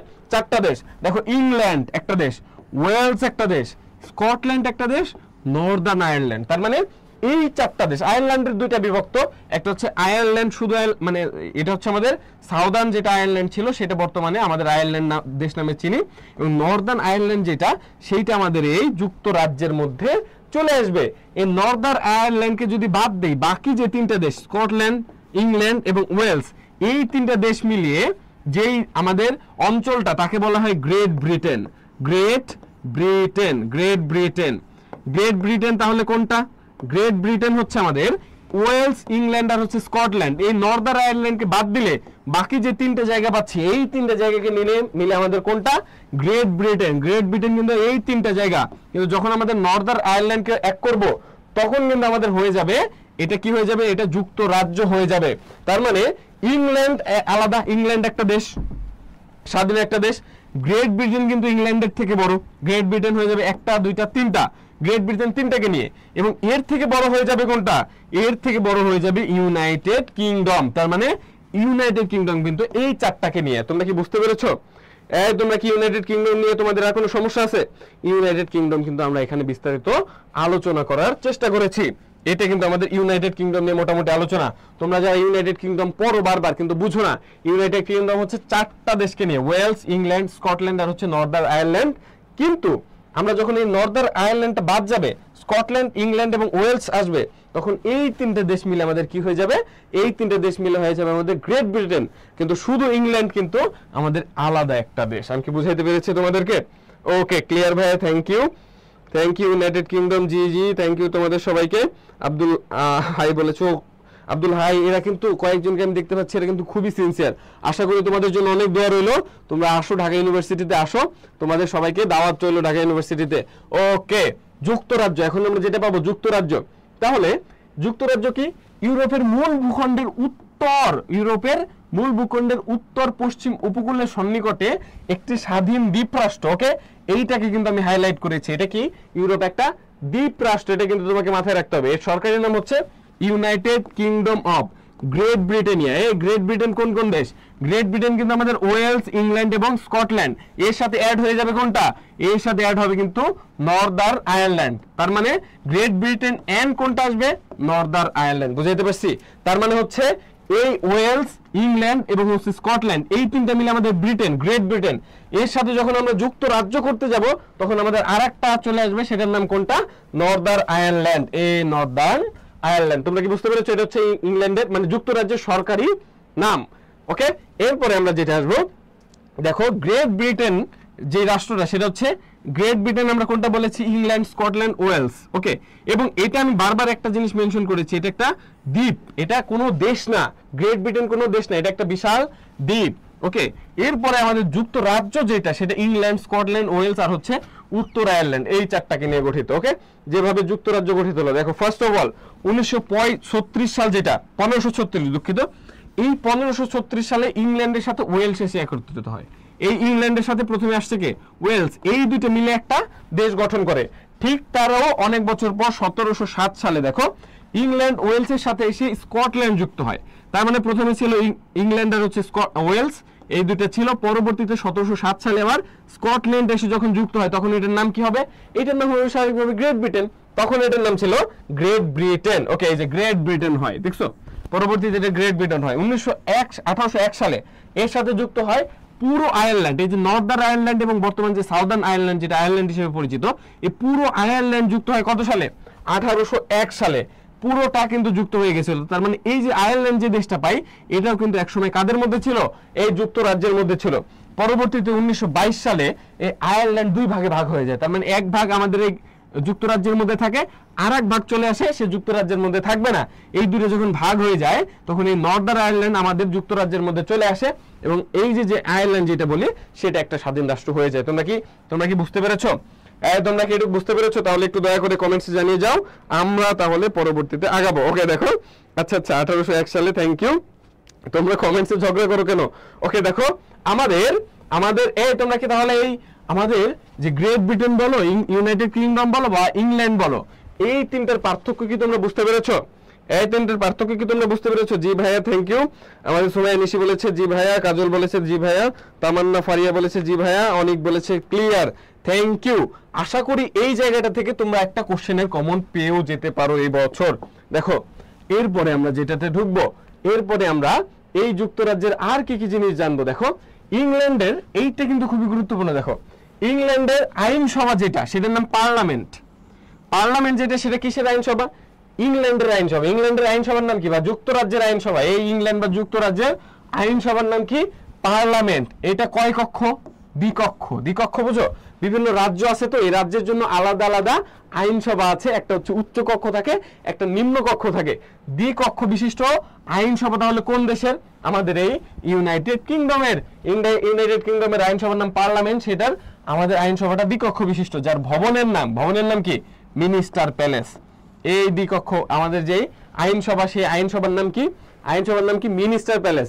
এই তোমরা একটা তোমাদের সামনে যখন যুক্তরাজ্যের কথা আসে তখন দেখবে একটা বিল্ডিং আসে, সেই বিল্ডিং এর একদিকে হচ্ছে একটা বড় করে একটা ঘড়ি দেওয়া, হ্যাঁ ঘড়িদের অ্যালার্ম দেয়, ঠিক আছে। ওই যে একটা নদীর পাশে যে একটা বড় বিল্ডিং, সেই বিল্ডিংটার নামই কিন্তু মিনিস্টার প্যালেস, যেটা টেমস নদীর তীরে অবস্থিত, টেমস নদীর তীরে। এবং ওই যে বড় একটা ঘড়ি দেখো না, ওই ঘড়িটার নাম হচ্ছে ভাই বিগ বেন, বুঝাইতে পারছি? বিগ বেন এটা কোন নদীর তীরে? টেমস নদীর তীরে অবস্থিত। তার মানে আমাদের যে দ্বিকক্ষ বিশিষ্ট আমাদের আইনসভাটা পাইলাম সেটা টেমস নদীর তীরে অবস্থিত, যেটার নাম হচ্ছে আমাদের এই মিনিস্টার প্যালেস, মিনিস্টার প্যালেস। ওকে দেখো, ওকে ঠিক আছে। এরপরে পার্লামেন্টের অধিবেশন আহ্বান করেন কে? রাজা অথবা রানী। আমাদের যে ব্রিটেন, আমাদের যে বিশেষ করে যুক্তরাজ্য, এই যুক্তরাজ্যে যে আমাদের পার্লামেন্টটা হয়, এই পার্লামেন্টের অধিবেশনের আহ্বান করে রাজা অথবা রানী। এবং ব্রিটিশ সংবিধানের অলিখিত, ব্রিটিশ সংবিধানটা কেমন তাহলে?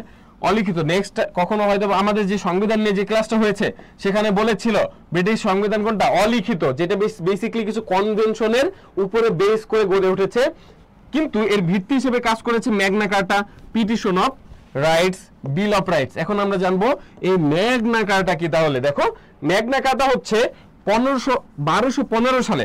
এই ম্যাগনা কার্টা কিন্তু ইতিহাসে খুবই গুরুত্বপূর্ণ। এই ম্যাগনা কার্টার সাথে আমাদের কি আছে?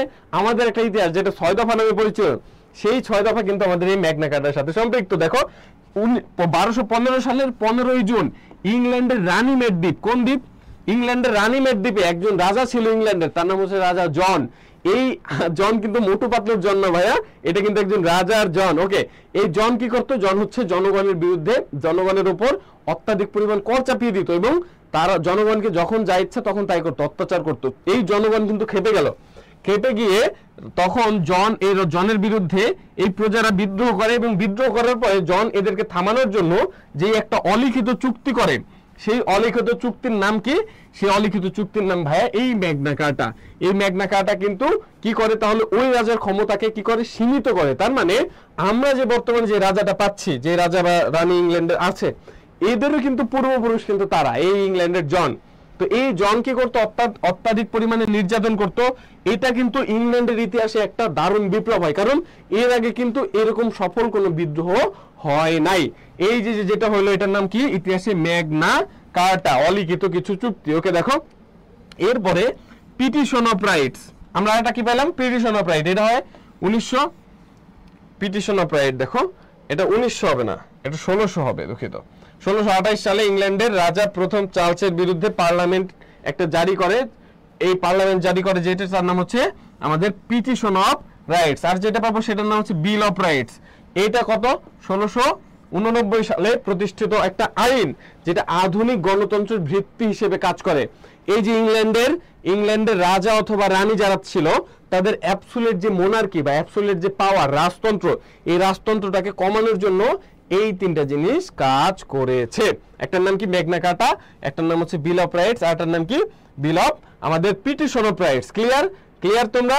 ওকে, তোমরা কি এটা ক্লিয়ার হলে তোমরা একটু জানাও, আমরা পরবর্তী স্লাইডে আগাবো। দেখো, তাহলে আমাদের এটা ছিল মোটামুটি যুক্তরাজ্যের আমাদের সংবিধানকে কেন্দ্র করে। এখন আমরা যেটার মধ্যে যাব। ওকে দেখো, ঠিক আছে, ম্যাগনা কার্টা, থ্যাংক ইউ। ওকে, তোমরা তোমাদের ফ্রেন্ডদেরকে মেনশন করে দাও দ্রুত সময়ের মধ্যে। শেখ রিয়াজও আমাদের সাথে যুক্ত হয়ে গেছে, আমাদের সাথে আরো অনেকে আছে, সবাইকে থ্যাংক ইউ। ওকে দেখো, আমাদের এখন যেটা থাকবে তোমাদের জন্য, যুক্তরাজ্যের গুরুত্বপূর্ণ কিছু ব্যক্তিত্ব। প্রথমে তোমরা যাকে দেখতে পাচ্ছ এই কর্নারে, এনার নাম কি বলো তো? রানী এলিজাবেথ। এনার নাম হচ্ছে ইংল্যান্ডের রানী কি? এলিজাবেথ। ইনি কিন্তু ইংল্যান্ডের যতগুলো রাজা অথবা রানী ছিল তাদের মধ্যে সর্বোচ্চ পরিমাণ সময় 70 বছর কিন্তু ইনি শাসন করেছে। কত বছর? 70 বছর। ইনি হচ্ছে 1952 থেকে শুরু করেছে, আমাদের ভাষা আন্দোলনের সময় থেকে 52 থেকে 2022 সাল পর্যন্ত ইনি ইংল্যান্ডের রানী ছিলেন। তার নাম কি? দ্বিতীয় এলিজাবেথ। ওকে, দ্বিতীয় এলিজাবেথ। এরপরে যাকে পাবো দেখো, তার নাম হচ্ছে আমরা কি? Winston Churchill. কি নাম? Winston Churchill. এই উইনস্টন চার্চিল কিন্তু খুবই গুরুত্বপূর্ণ আমাদের জন্য। বলো তো কেন গুরুত্বপূর্ণ? আচ্ছা, এই উইনস্টন চার্চিল গুরুত্বপূর্ণ এই জন্য, আমাদের দ্বিতীয় বিশ্বযুদ্ধের সময়ে এই উইনস্টন চার্চিল কিন্তু আমাদের এই যুক্তরাজ্যের কি ছিল? আমাদের প্রাইম মিনিস্টার ছিল। এবং এই উইনস্টন চার্চিল ওনার কিন্তু একটা বিরল ঘটনা আছে। উনি একজন রাজনীতিবিদ, উনি একমাত্র রাজনীতিবিদ যিনি রাজনীতিবিদ হওয়া সত্ত্বেও কিসে নোবেল পেয়েছে? উনি কিন্তু নোবেল পেয়েছে কিসে জানো? সাহিত্যে। উনি কিন্তু সাহিত্যে নোবেল পেয়েছে। ওনার নোবেল পাওয়ার কথা কিসে? শান্তিতে, কারণ যারা রাজনীতি করে তারা শান্তিতে নোবেল পায়। উনি নোবেল পেয়েছে কিসে? সাহিত্যে। উনি দ্বিতীয় বিশ্বযুদ্ধের উপর একটা বই লেখার কারণে উনি কি পেয়েছিল? সাহিত্যে নোবেল পেয়েছিল। সেই উইনস্টন চার্চিল, যিনি খুবই গুরুত্বপূর্ণ, ইতিহাসে বারবার কোশ্চেন এই কোশ্চেনটা হয়। ওকে, দেখো এরপরে আমরা যেটা পাবো সেটা হচ্ছে মার্গারেট থ্যাচার। মার্গারেট থ্যাচার ইনি হচ্ছে ইংল্যান্ডের বলা হয়, এনাকে বলা হয় হচ্ছে ইংল্যান্ডের আয়রন লেডি বলা হয়, ঠিক আছে? Iron man, iron lady. এবং ইনি ইংল্যান্ডের প্রথম নারী প্রধানমন্ত্রী। ইংল্যান্ডের প্রথম নারী প্রধানমন্ত্রীর নাম কি? এই Margaret Thatcher. Margaret Thatcher. Okay, এরপরে যাকে পাবো দেখো, তিনি হচ্ছে ইংল্যান্ডের রাজা তৃতীয় চার্লস। ইংল্যান্ডের রাজা কি? তৃতীয় চার্লস। বর্তমানে যে রাজা আছে, এই যে ইংল্যান্ডের রানী, এই ইংল্যান্ডের রানীর তৃতীয় পুত্র হচ্ছে, মানে তৃতীয় সন্তান হচ্ছে আমাদের এই কে? ইংল্যান্ডের রাজা তৃতীয় চার্লস। হ্যাঁ, এবং এই আমাদের এই ইংল্যান্ডের রানীর যে আমাদের জ্যেষ্ঠ কন্যা ছিল, আমরা যাকে চিনি, মানে যার নাম অন্তত পক্ষে সবাই শুনেছি কমপক্ষে জীবনে একবার হলেও, তার নাম ছিল প্রিন্সেস ডায়ানা, যে বিশ্ববিখ্যাত সুন্দরী ছিল, কিন্তু জীবনের শেষ সময় গিয়ে অনেক দুঃখ কষ্টের মধ্যে সে সময়টা কাটিয়েছে। ওকে, এই রাজা আমাদের তৃতীয় চার্লসের বোন ছিল প্রিন্সেস ডায়ানা। ওকে, এরপরে আমরা যাকে পাবো সেটা হচ্ছে, কাকে পাবো দেখো, এরপরে আমরা যাকে পাবো তার নাম হচ্ছে কেয়ার স্টারমার। ওকে, এই তোমরা বলো তো কেয়ার স্টারমার কে? তোমরা একটু দ্রুত কমেন্টস করো, কেউ কি জানো কেয়ার স্টারমার কে? তোমরা একটু দ্রুত সময়ের মধ্যে একটু কমেন্টস করো, দেখো কেয়ার স্টারমার কে? ওকে, দ্রুত সময়ের মধ্যে একটু জানিয়ে দাও। রাজা তৃতীয় চার্লস। ওকে, কেয়ার স্টারমার সম্পর্কে তোমরা কি ধারণা রাখো? কেয়ার স্টারমার আমাদের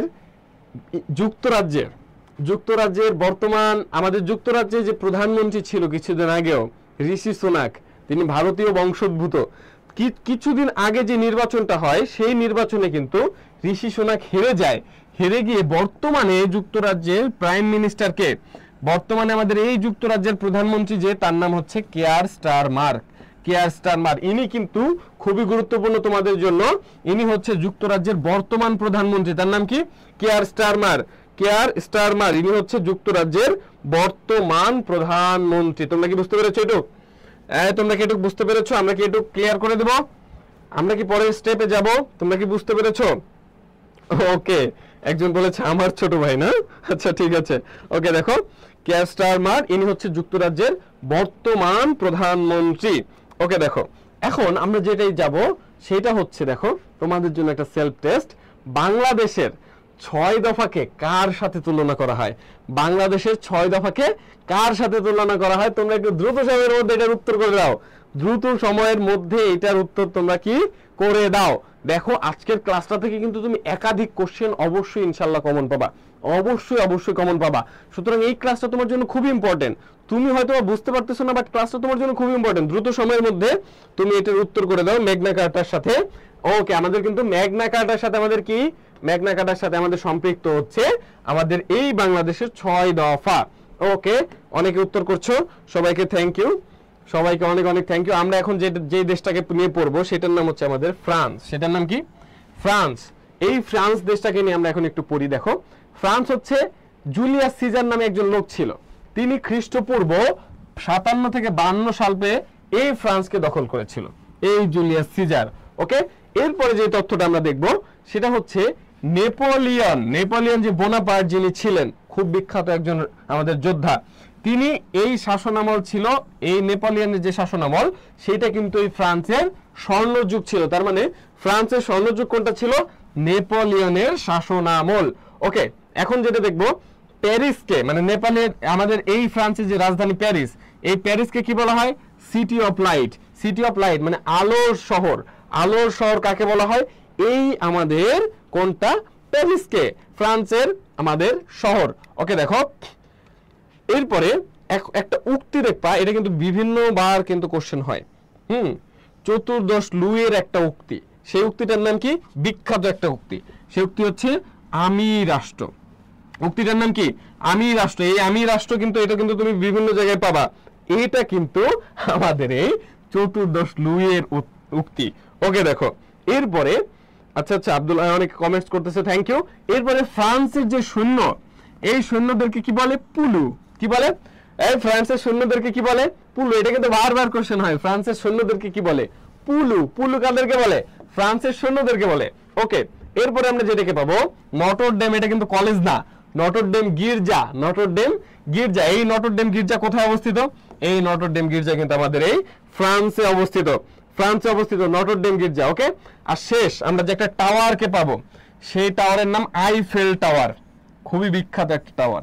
এই আইফেল টাওয়ার কোথায় অবস্থিত? এই ফ্রান্সে অবস্থিত, যার উচ্চতা হচ্ছে 324 মিটার। এই আইফেল টাওয়ারটা যুক্তরাষ্ট্রের আমাদের মানে তাদের অর্থায়নে, এই যুক্তরাষ্ট্রের অর্থায়নে আমাদের এই আইফেল টাওয়ারটা নির্মিত হয়, যেটা নির্মিত হয়েছিল আমাদের এই যুক্তরাষ্ট্রের স্বাধীনতা পাওয়ার 100 বছর, তার মানে 1899 সালে। এটা 1799 সালে মানে যুক্তরাষ্ট্র আমাদের এইখান থেকে যে আমাদের ফরাসি বিপ্লবের পরে যে আমাদের আধুনিক গণতন্ত্র নির্মাণ হয় ফ্রান্সে, এই ফ্রান্সের 1899 সালে তার 1799 সালে তার 100 বছর পরে আমাদের এই আইফেল টাওয়ারটা এখানে নির্মাণ করা হয়। ওকে, আমরা আর একটু আগাই, দেখো সেটা হচ্ছে একটা বিপ্লবকে দেখতে পাবো আমরা। সেই বিপ্লবটার নাম হচ্ছে ফরাসি বিপ্লব, যেটার আরেক নাম কি? বুর্জোয়া। বুর্জোয়া মানে কি? আমাদের বর্তমান সমাজেও দেখবা যে ক্লাস সিস্টেমটা আছে, হায়ার ক্লাস, লোয়ার ক্লাস। যারা হায়ার ক্লাস এদেরকে বলা হচ্ছে বুর্জোয়া, মানে এলিট শ্রেণী যারা থাকে। এই বুর্জোয়া বিপ্লব, তার মানে এলিট শ্রেণীর বিপরীতে যে একটা বিপ্লব হয়েছিল তার নাম হচ্ছে ফরাসি বিপ্লব। দেখো এটা সময়কাল ছিল 1789 থেকে 1799 সাল পর্যন্ত এই ফরাসি বিপ্লব। ওকে, এটা হচ্ছে অনুপ্রেরণাই ছিল কে? অনুপ্রেরণা কাদের অনুপ্রেরণা এটা হয়? একজন বিখ্যাত রুশো, জি জ্যাক রুশো। ঠিক আছে, এই রুশো এবং ভল্টেয়ার এই দুইজন দার্শনিকের অনুপ্রেরণায়, তাদের লেখনের অনুপ্রেরণায় কিন্তু আমাদের এই বিপ্লবটা হয়েছিল। ওকে, এরপরে এই বিপ্লবের কিছু নেতাকে পাবো। নেতাকে, যেই মেইন নেতা ছিল তার নাম হচ্ছে রোবস্পিয়ার। ওকে, এই কার বিরুদ্ধে এটা হয়েছিল? সোরস লুইয়ের। কত? আমরা আগে পড়েছি আমি রাষ্ট্র, এইটা কিন্তু এই উক্তিটা করেছিল চতুর্দশ লুই, কিন্তু এই সোরস লুইয়ের বিরুদ্ধে হয়েছিল কি? আমাদের এই ফরাসি বিপ্লব। ওকে, এটা কিন্তু তোমাকে মাথায় রাখতে হবে।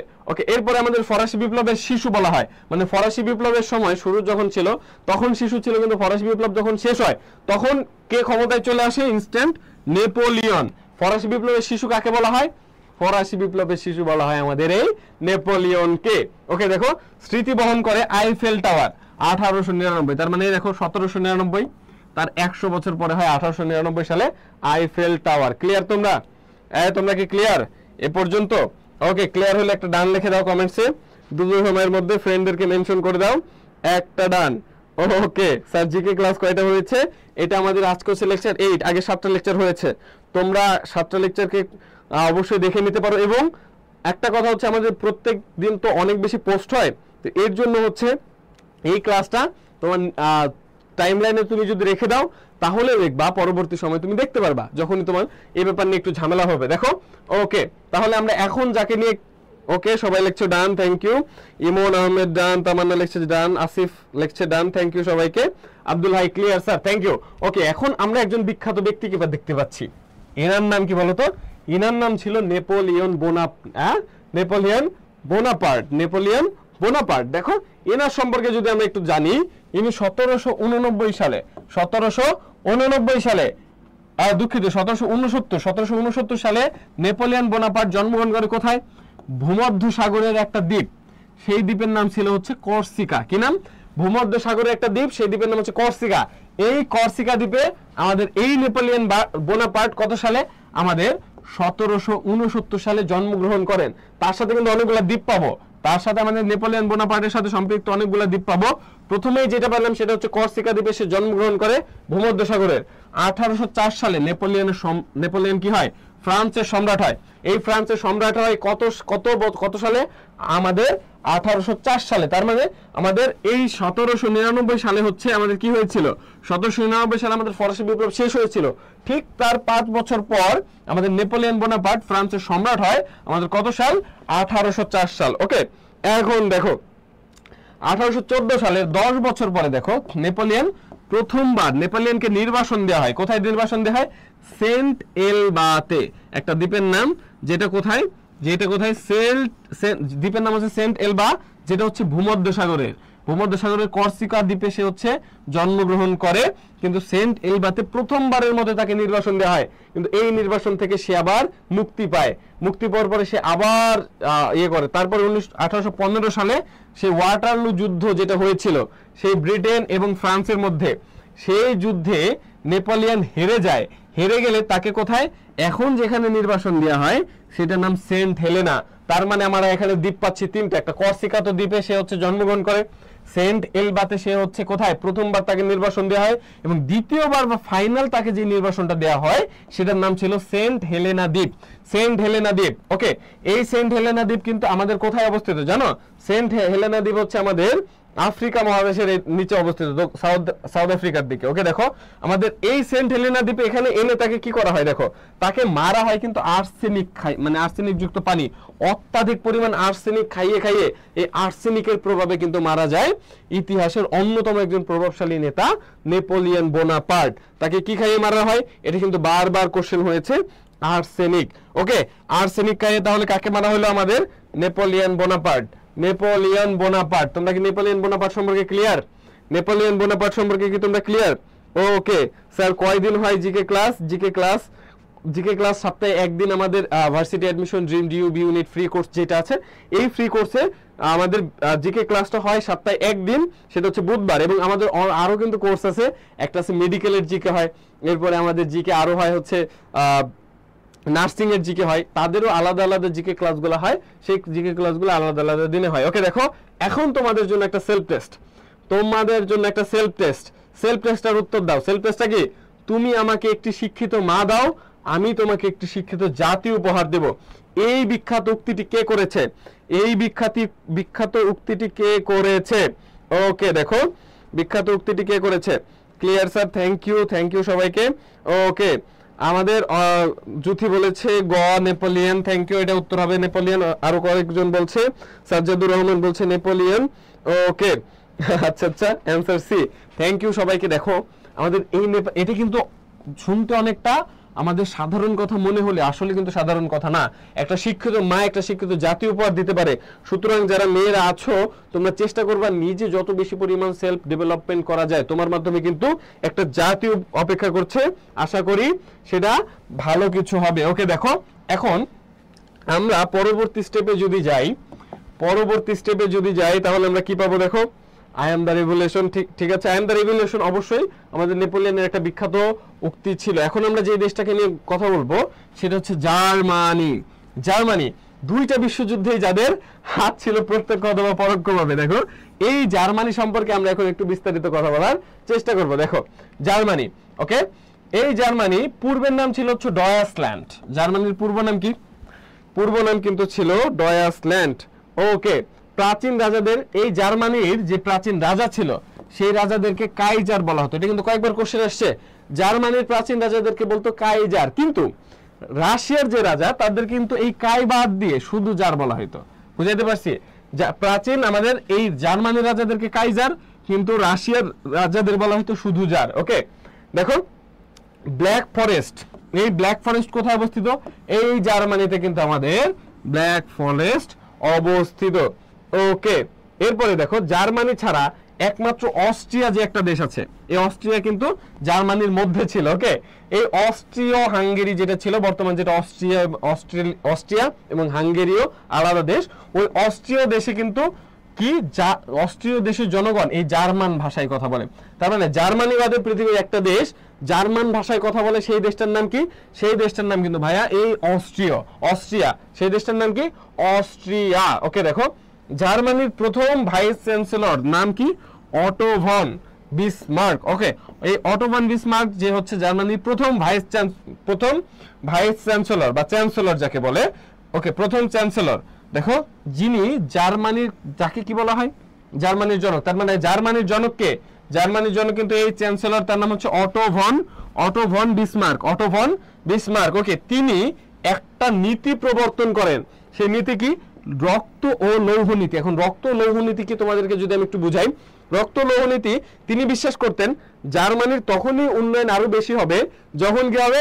যখন এই জার্মানি আরো লোকজনদের সাথে যুদ্ধ করে আরো বেশি পরিমাণ সাম্রাজ্য অ্যাচিভ করতে পারবে। সুতরাং তিনি এই জন্য তিনি যে একটা নীতির প্রবর্তন করেন তার নাম কি রক্ত ও লৌহ নীতি। তোমরা কি বুঝতে পেরেছো? তোমরা কি বুঝতে পেরেছো? জার্মানি সম্পর্কে মোটামুটি ক্লিয়ার আমাদের? জার্মানি সম্পর্কে আমাদের মোটামুটি ক্লিয়ার। জার্মানির সাথে ওকে দেখো, ওকে কোন কোন দিন আমাদের স্বাভাবিকভাবে আমাদের অনেকে প্রশ্ন করতেছো যে কোন কোন দিন আমাদের কোন কোন ক্লাস হয়। আমাদের একটু নিচে যদি তুমি স্ক্রল করে যাও আমাদের পেজের, তাহলে কিন্তু তুমি কি পেয়ে যাবে? তাহলে তুমি পেয়ে যাবে হচ্ছে আমাদের এই রুটিন। দেখো এখন আমরা একটা বিখ্যাত মানুষকে নিয়ে পড়বো। সেই বিখ্যাত মানুষ দেখে তো চেনা যাচ্ছে না? বিখ্যাত মানুষ দেখো আমাদের বড় ভাই, যার নাম হচ্ছে হিটলার। এই হিটলারকে নিয়ে আমরা এখন একটু পড়ার চেষ্টা করব। দেখো হিটলার, ওকে এখন দেখো হিটলার কি করেছে। হিটলার হচ্ছে 1899 সালে অস্ট্রিয়াতে হিটলারের জন্ম হয়। হিটলারের জন্ম হয় কত সালে? 1899। দেখো এই 1899 সালে কি হয়? আইফেল টাওয়ার নির্মাণ করা হয় নাকি? ওকে এই 1899 সালে কি করা, না 1898 নাকি, এটা 99 হবে, 1898। ওকে দেখো এখন দেখো আমাদের 1899 সালে আইফেল টাওয়ার নির্মাণ করা হয়। দেখো এরপর 1933 সালে হিটলার কি করে? জার্মানির চ্যান্সেলর, তার মানে জার্মানির উনি প্রধান নিযুক্ত হয় কবে? চ্যান্সেলর নিযুক্ত হয় 1933 সালে, যখন জার্মানির প্রচুর পরিমাণে খারাপ সময় যাচ্ছিল। আমরা জানি প্রথম বিশ্বযুদ্ধে হেরে যাওয়ার পরে জার্মানিকে কিন্তু অনেক পরিমাণ শর্ত দেওয়া হয়, যেগুলো জার্মানির জন্য অত্যন্ত পরিমাণ বেদনাদায়ক ছিল, জার্মানির উন্নয়নের পথে বাধাগ্রস্ত করতেছিল ওই সব শর্ত। সেই শর্তগুলোকে আমাদের এই চ্যান্সেলরকে আমাদের এই হিটলার, অ্যাডলফ হিটলার, সেই হিটলার কি করে? হিটলার সবাইকে আশ্বস্ত করে, যদি আমি চ্যান্সেলর হই তাহলে আমি জার্মানির উন্নয়ন সাধন করব, আমি আশেপাশের দেশগুলো থেকে কি করব? আমাদের এই জার্মান সাম্রাজ্যকে আরো বেশি বিস্তৃত করব। এরপরে কি হয়? এরপরে সে জার্মানির চ্যান্সেলর হয় এবং তার যে রাজনৈতিক দল ছিল তার নাম হচ্ছে নাৎজি। তার নাম কি? নাৎজি বা নাজি। ওকে নাৎজি বা নাজি, এই ছিল হচ্ছে তার রাজনৈতিক দলের নাম। ওকে এখন দেখো তার একটা গোপন পুলিশ বাহিনীর নাম, তার নাম হচ্ছে গেস্টাপো। কি নাম? গেস্টাপো। তোমরা কিন্তু নাৎজি এবং গেস্টাপো নিয়ে কিন্তু অনেক সময় প্যাচ লাগাই ফেলো, এটা একটু মাথায় রাখবা। তার রাজনৈতিক দলের নাম ছিল নাৎজি এবং তার পুলিশ বাহিনী, গোপন যে পুলিশ গোয়েন্দা বাহিনী বা পুলিশ বাহিনী, তার নাম ছিল হচ্ছে গেস্টাপো। কি নাম ছিল ভাইয়া? তার নাম ছিল কিন্তু গেস্টাপো। ওকে এই গেস্টাপো ছিল হচ্ছে পুলিশ বাহিনীর নাম, কিন্তু তার রাজনৈতিক দলের নাম হচ্ছে কোনটা? নাৎজি। এখন দেখো তার একটা বিখ্যাত উক্তি ছিল। বিখ্যাত উক্তি কি? যুদ্ধই জীবন, যুদ্ধই সার্বজনীন। এই যুদ্ধই জীবন, যুদ্ধ করতে পছন্দ করতেন আমাদের এই হিটলার বড় ভাই। সেই হিটলার বড় ভাইয়ের একটা বিখ্যাত উক্তি কি? যুদ্ধই জীবন আর এই যুদ্ধই সার্বজনীন। ওকে দেখো শেষে আমরা শেষ করব এনার সম্পর্কে। ইনি আত্মহত্যা করে 1945 সালে 30 এপ্রিল দ্বিতীয় বিশ্বযুদ্ধের সময়, যখন দেখা যাচ্ছে জার্মানি হেরে গেছে, সেই সময়টাতে আমাদের আত্মসমর্পণ না করে তিনি কি করলো? তিনি আত্মহত্যা করলো। কেন? কারণ তিনি জানে সে যদি ধরা পড়ে তাহলে পৃথিবীর বাসীর হাতে অত্যন্ত পরিমাণ লাঞ্ছিত হবে। সে একজন বীর, কখনো এটা সহ্য করতে পারবে না। এই জন্য সে কি করলো? সে হচ্ছে তার গার্লফ্রেন্ড বা বউ সহ সে কি করলো? আত্মহত্যা করলো। ওকে তোমরা কি হিটলার সম্পর্কে ক্লিয়ার? হিটলার সম্পর্কে ক্লিয়ার? তাহলে একটু দয়া করে একটু কমেন্টসে ডান লিখে দাও। হিটলার সম্পর্কে কি তোমরা ক্লিয়ার? ওকে ফ্রেন্ডদেরকে মেনশন করে দাও দ্রুত সময়ের মধ্যে এবং ক্লাসটা শেয়ার করে দাও। Thank you. গেস্টাপো যুদ্ধই জীবন, যুদ্ধই সর্বজনীন। ঠিক আছে এই তোমরা বেশি পরিমাণে আবার যুদ্ধ করো না এখান থেকে ইন্সপায়ার্ড হয়ে। এখন দেখো আমরা এখন যেটাকে নিয়ে কথা বলবো সেটা একটা দেশ, তার নাম হচ্ছে রাশিয়া। এই রাশিয়া নিয়ে একটা প্যাচ লাগে যে রাশিয়া কি আসলে এশিয়ার মধ্যে নাকি রাশিয়া ইউরোপের মধ্যে। এই প্যাচটাকে আমরা একটু সমাধান করার চেষ্টা করব। দেখো এখন আমাদের এই রাশিয়ার বেসিক্যালি দুইটা অংশ। একটা অংশ আমাদের এই এশিয়ার মধ্যে পড়ছে, আর একটা অংশ কোথায় পড়ছে? আর একটা অংশ পড়েছে আমাদের ইউরোপের মধ্যে। এখন দেখো রাশিয়া এই যে এটা হচ্ছে আমাদের ইউরোপের, এটা হচ্ছে আমাদের এই এশিয়ার, এটা হচ্ছে আমাদের ইউরোপের। হ্যাঁ এখন দেখো এই আমাদের এই এশিয়ার মধ্যে কিন্তু অনেক বড় একটা অঞ্চল, বেসিক্যালি এই অঞ্চলটা যেটা সাইবেরিয়া অঞ্চল, অনেক বড় একটা অঞ্চল। কোথায়? আমাদের অধিকাংশ অঞ্চল আমাদের এশিয়ার মধ্যে। কিন্তু আমরা জানি আমাদের এই রাশিয়ার রাজধানী কোনটা? মস্কো। সেই মস্কো কোথায়? মস্কো কিন্তু এইখানে। এই প্রশাসনিক যত কাজকর্ম সব কিন্তু এই অঞ্চলটাকে কেন্দ্র করে হয়। এবং এই অঞ্চলটা কোথার? এই অঞ্চলটা কিন্তু আমাদের ইউরোপ মহাদেশের, যার জন্য ভৌগোলিকভাবে অধিকাংশ জায়গা আমাদের রাশিয়ার এশিয়ার মধ্যে থাকলেও যেহেতু এটা প্রশাসনিকভাবে ইউরোপের মধ্যে, এর জন্য রাশিয়াকে এশিয়ার দেশ না ধরে আমাদের ইউরোপের দেশ ধরা হয়। তাহলে তোমরা বলো, রাশিয়া ভৌগোলিকভাবে কি এশিয়ার সদস্য হওয়ার পরেও, রাশিয়া ভৌগোলিকভাবে এশিয়ার সদস্য হওয়ার পরেও যেহেতু এর প্রশাসনিক অধিকাংশ জায়গা ইউরোপে, এই জন্য এটাকে কি বলা হয়? এটাকে বলা হয় আমাদের ইউরোপের দেশ, ইউরোপের দেশ। ওকে, দুইটা মিলে ইউরোপ, যেহেতু ইউরোপ এবং এশিয়া, ইউরেশিয়া। ওকে, ঠিক আছে। এখন দেখো রাশিয়াকে নিয়ে যদি আমরা একটু পড়ি, রাশিয়াকে নিয়ে আমরা পড়তে গেলে আমাদের প্রথমে যেটা পড়তে হবে সেটা হচ্ছে আয়তন এবং জনসংখ্যায় ইউরোপের বৃহত্তম দেশ, ইউরোপের বৃহত্তম দেশ। এই আয়তন এবং জনসংখ্যা ইউরোপের বৃহত্তম দেশ কোনটা? ইউরোপের বৃহত্তম দেশ আমাদের এই রাশিয়া। আমরা জানি আয়তনে পুরো পৃথিবীর মধ্যে সব থেকে বৃহত্তম দেশ কিন্তু রাশিয়া, কিন্তু জনসংখ্যায় কিন্তু পুরো পৃথিবীর মধ্যে রাশিয়া সব থেকে বৃহত্তম নয়। এই তোমরা কমেন্টস করো, বর্তমান সময়ে জনসংখ্যায় পৃথিবীতে সব থেকে বৃহত্তম দেশ কোনটা? বর্তমান সময়ে জনসংখ্যায় সব থেকে বৃহত্তম দেশ কোনটা? তোমরা একটু দ্রুত সময়ের মধ্যে কমেন্টস করো তো, দ্রুত সময়ের মধ্যে কমেন্টস করো, সব থেকে বৃহত্তম দেশ কোনটা জনসংখ্যায়? জনসংখ্যায় পুরো পৃথিবীতে, হোল ওয়ার্ল্ডে সব থেকে বড় কোনটা? ওকে, আমাদের সময় নিশি বলেছে Bharat. Thank you Bharat. Okay, হ্যাঁ, মালদ্বীপস বলেছে, ওটা তো পৃথিবী আমাদের এশিয়ার মধ্যে সব থেকে ছোট মালদ্বীপস। আচ্ছা, এরপরে ভারত বলেছে অনেকে, ভারত, থ্যাংক ইউ। ভারত কিন্তু ভাইয়া আগে চীন ছিল, বর্তমানে কিন্তু ভারত পৃথিবীতে জনসংখ্যা সব থেকে বৃহত্তম দেশ, চীনকে কিন্তু টপকে গেছে ভারত।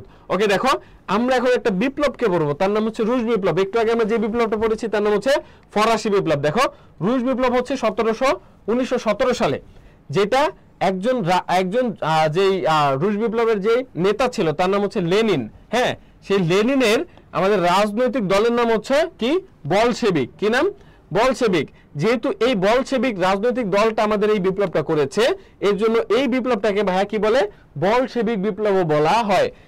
এর উদ্দেশ্য ছিল পৃথিবীতে একটা সমাজতন্ত্র রাষ্ট্র প্রতিষ্ঠা করা, এবং এই বিপ্লবটা হয়েছে 10 দিন ব্যাপী। কয়দিন ব্যাপী? 10 দিন ব্যাপী বিপ্লবটা হয়েছিল। এই দেখো একজন জারকে পাবো, তার মানে কাইজার ছিল হচ্ছে আমাদের জার্মানদের রাজা, এবং শুধু জার হচ্ছে আমাদের কি এই রাশিয়ার রাজা ছিল জার, তার নাম কি? নিকোলাস। এই নিকোলাসের পতন হয় 1922 সালে। ওই পতন হইল 1922 সালে। পৃথিবীর প্রথম সমাজতান্ত্রিক দেশ হয় রাশিয়া না, সেই দেশটার নাম ছিল সোভিয়েত ইউনিয়ন, যেটা বর্তমানে আমরা বেসিক্যালি মেজর পার্ট হচ্ছে রাশিয়া, সোভিয়েত ইউনিয়ন। বুঝাইতে পারছি? এই সোভিয়েত ইউনিয়ন একটা পৃথিবীর প্রথম সমাজতান্ত্রিক দেশ ছিল, যেটা এই রুশ বিপ্লবের মাধ্যমে কিন্তু ভাইয়া জন্ম হয়েছিল। কিন্তু কি হইলো দেখো, তার কিছু পরে দ্বিতীয় বিশ্বযুদ্ধের পর পৃথিবীতে ক্ষমতায় আসে কোন দুটো দেশ? একটা রাশিয়া আর একটা সোভিয়েত ইউনিয়ন। সেই সোভিয়েত ইউনিয়ন, একটা আমেরিকার আর সোভিয়েত ইউনিয়ন। সেই আমেরিকার হচ্ছে এই সোভিয়েত ইউনিয়নের মধ্যে একটা যে যুদ্ধ চলতেছিল সেটাকে বলে স্নায়ু যুদ্ধ বা কোল্ড ওয়ার। সেই যুদ্ধের জন্য আমেরিকা একটা দল গঠন করে বা একটা সংগঠন গঠন করে, যার নাম হচ্ছে ন্যাটো। এবং আমাদের সোভিয়েত ইউনিয়ন যেটা করে সেটার নাম হচ্ছে কোনটা? ওয়ারসো প্যাক্ট। এই ওয়ারসো প্যাক্ট গঠন করার পরে তারপরেও আমাদের আমেরিকার সাথে শেষমেশ স্নায়ুযুদ্ধে আমাদের এই সোভিয়েত ইউনিয়ন পেরে ওঠে না। পরবর্তীতে 1991 সালে কিন্তু সোভিয়েত ইউনিয়ন ভেঙে যায়। সোভিয়েত ইউনিয়ন ভেঙে যাওয়ার পরে 15টা রাষ্ট্রের জন্ম হয়। এই 15টা রাষ্ট্রের মধ্যে 9টা ছিল ইউরোপের, আর হচ্ছে বাকি 6টা ছিল এশিয়ার। 9টা ছিল ইউরোপের, বাকি 6টা কোথাকার?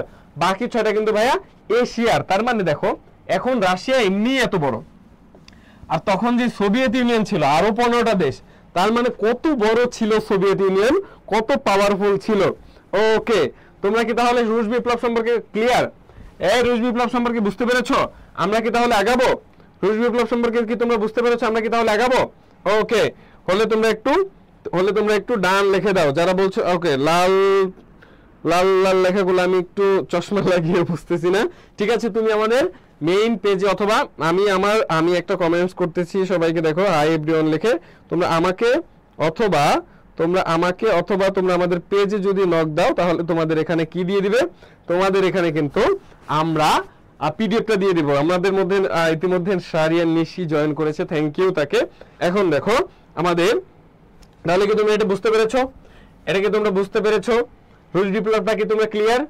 ওকে, আমরা তাহলে কিন্তু থ্যাংক ইউ, সবাই ডান লিখছে, থ্যাংক ইউ সবাইকে। আমরা তাহলে আগাবো সামনে। রুশ বিপ্লব কিন্তু আমাদের ক্লিয়ার হয়ে গেল। দেখো এরপরে আমরা একটা সেলফ টেস্টের আয়োজন করেছি। দেখো কাইজার কোন দেশের রাজাদের বলা হয়? তোমরা একটু দ্রুত সময়ের মধ্যে এর উত্তর করো তো।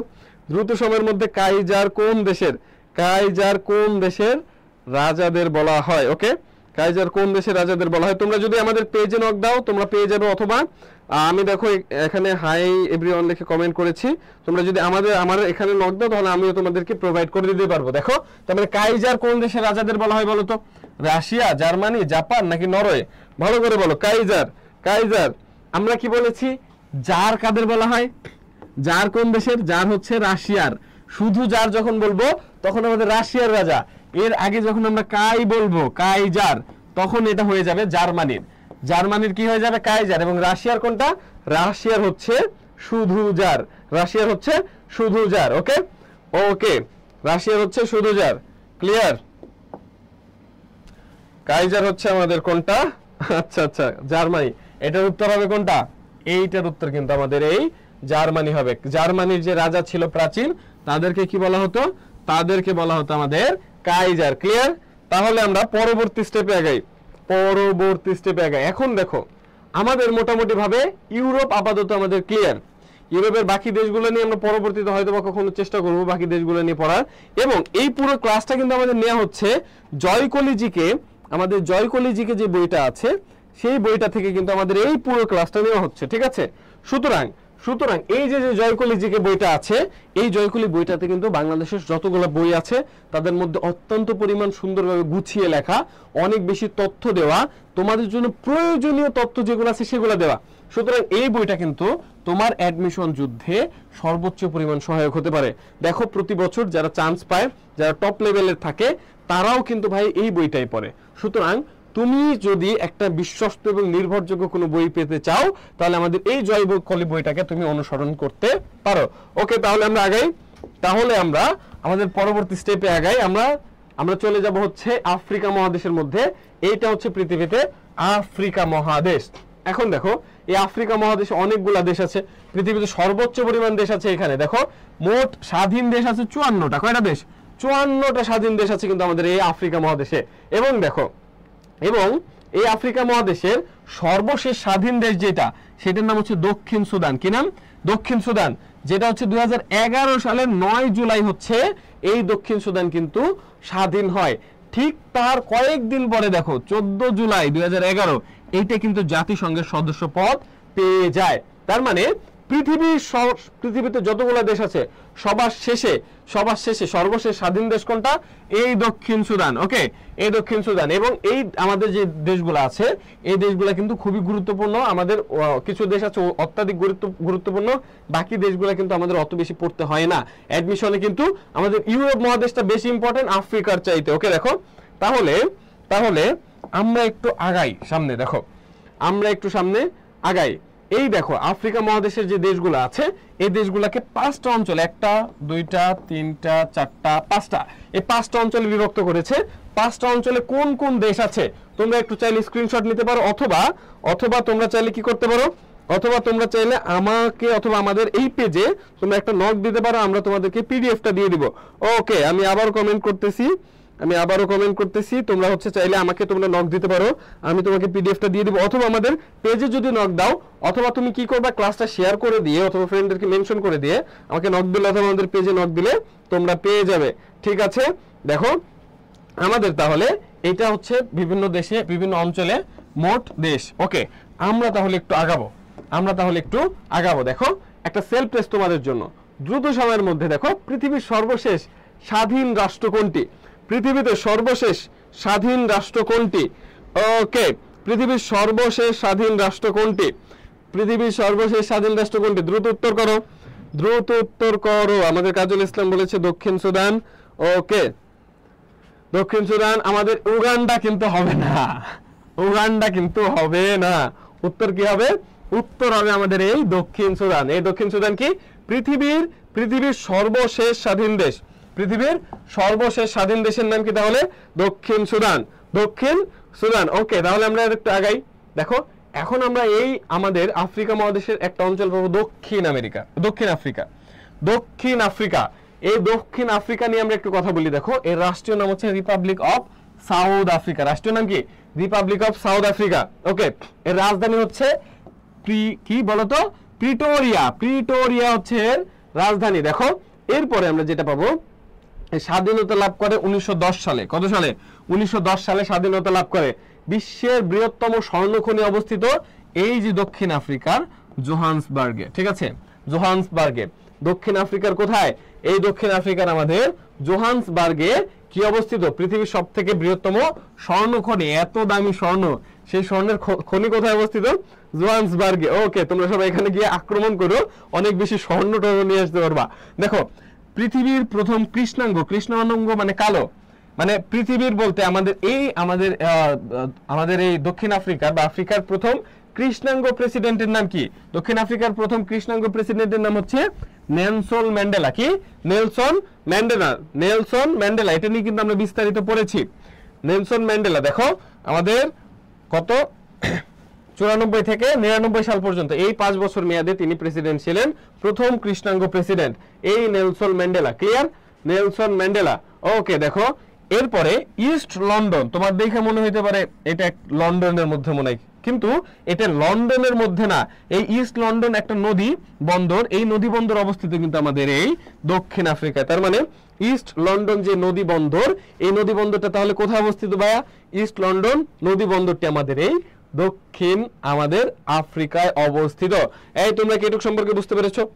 দক্ষিণ আফ্রিকা সম্পর্কে কি ক্লিয়ার? তাহলে আমাদেরকে একটা ডান লেখো, কমেন্টসে একটু ডান লেখো। ওকে, নেলসন ম্যান্ডেলা, আমরা নেলসন ম্যান্ডেলা সম্পর্কে একটু পরে বিস্তারিত পড়বো, নেলসন ম্যান্ডেলা সম্পর্কে। ওকে, তোমরা কি বুঝতে পেরেছো? তোমরা কি বুঝতে পেরেছো? ওকে, ঠিক আছে। অনেকে বলছে হ্যাঁ ঠিক আছে, আমরা তাহলে নেক্সটে আগাই। দেখো এই যে বিখ্যাত ব্যক্তি, দেখো কি সুন্দর একটা হাসি, সবাই তাকে আদর করে কি মাদিবা বলে ডাকতো, এই নেলসন ম্যান্ডেলা।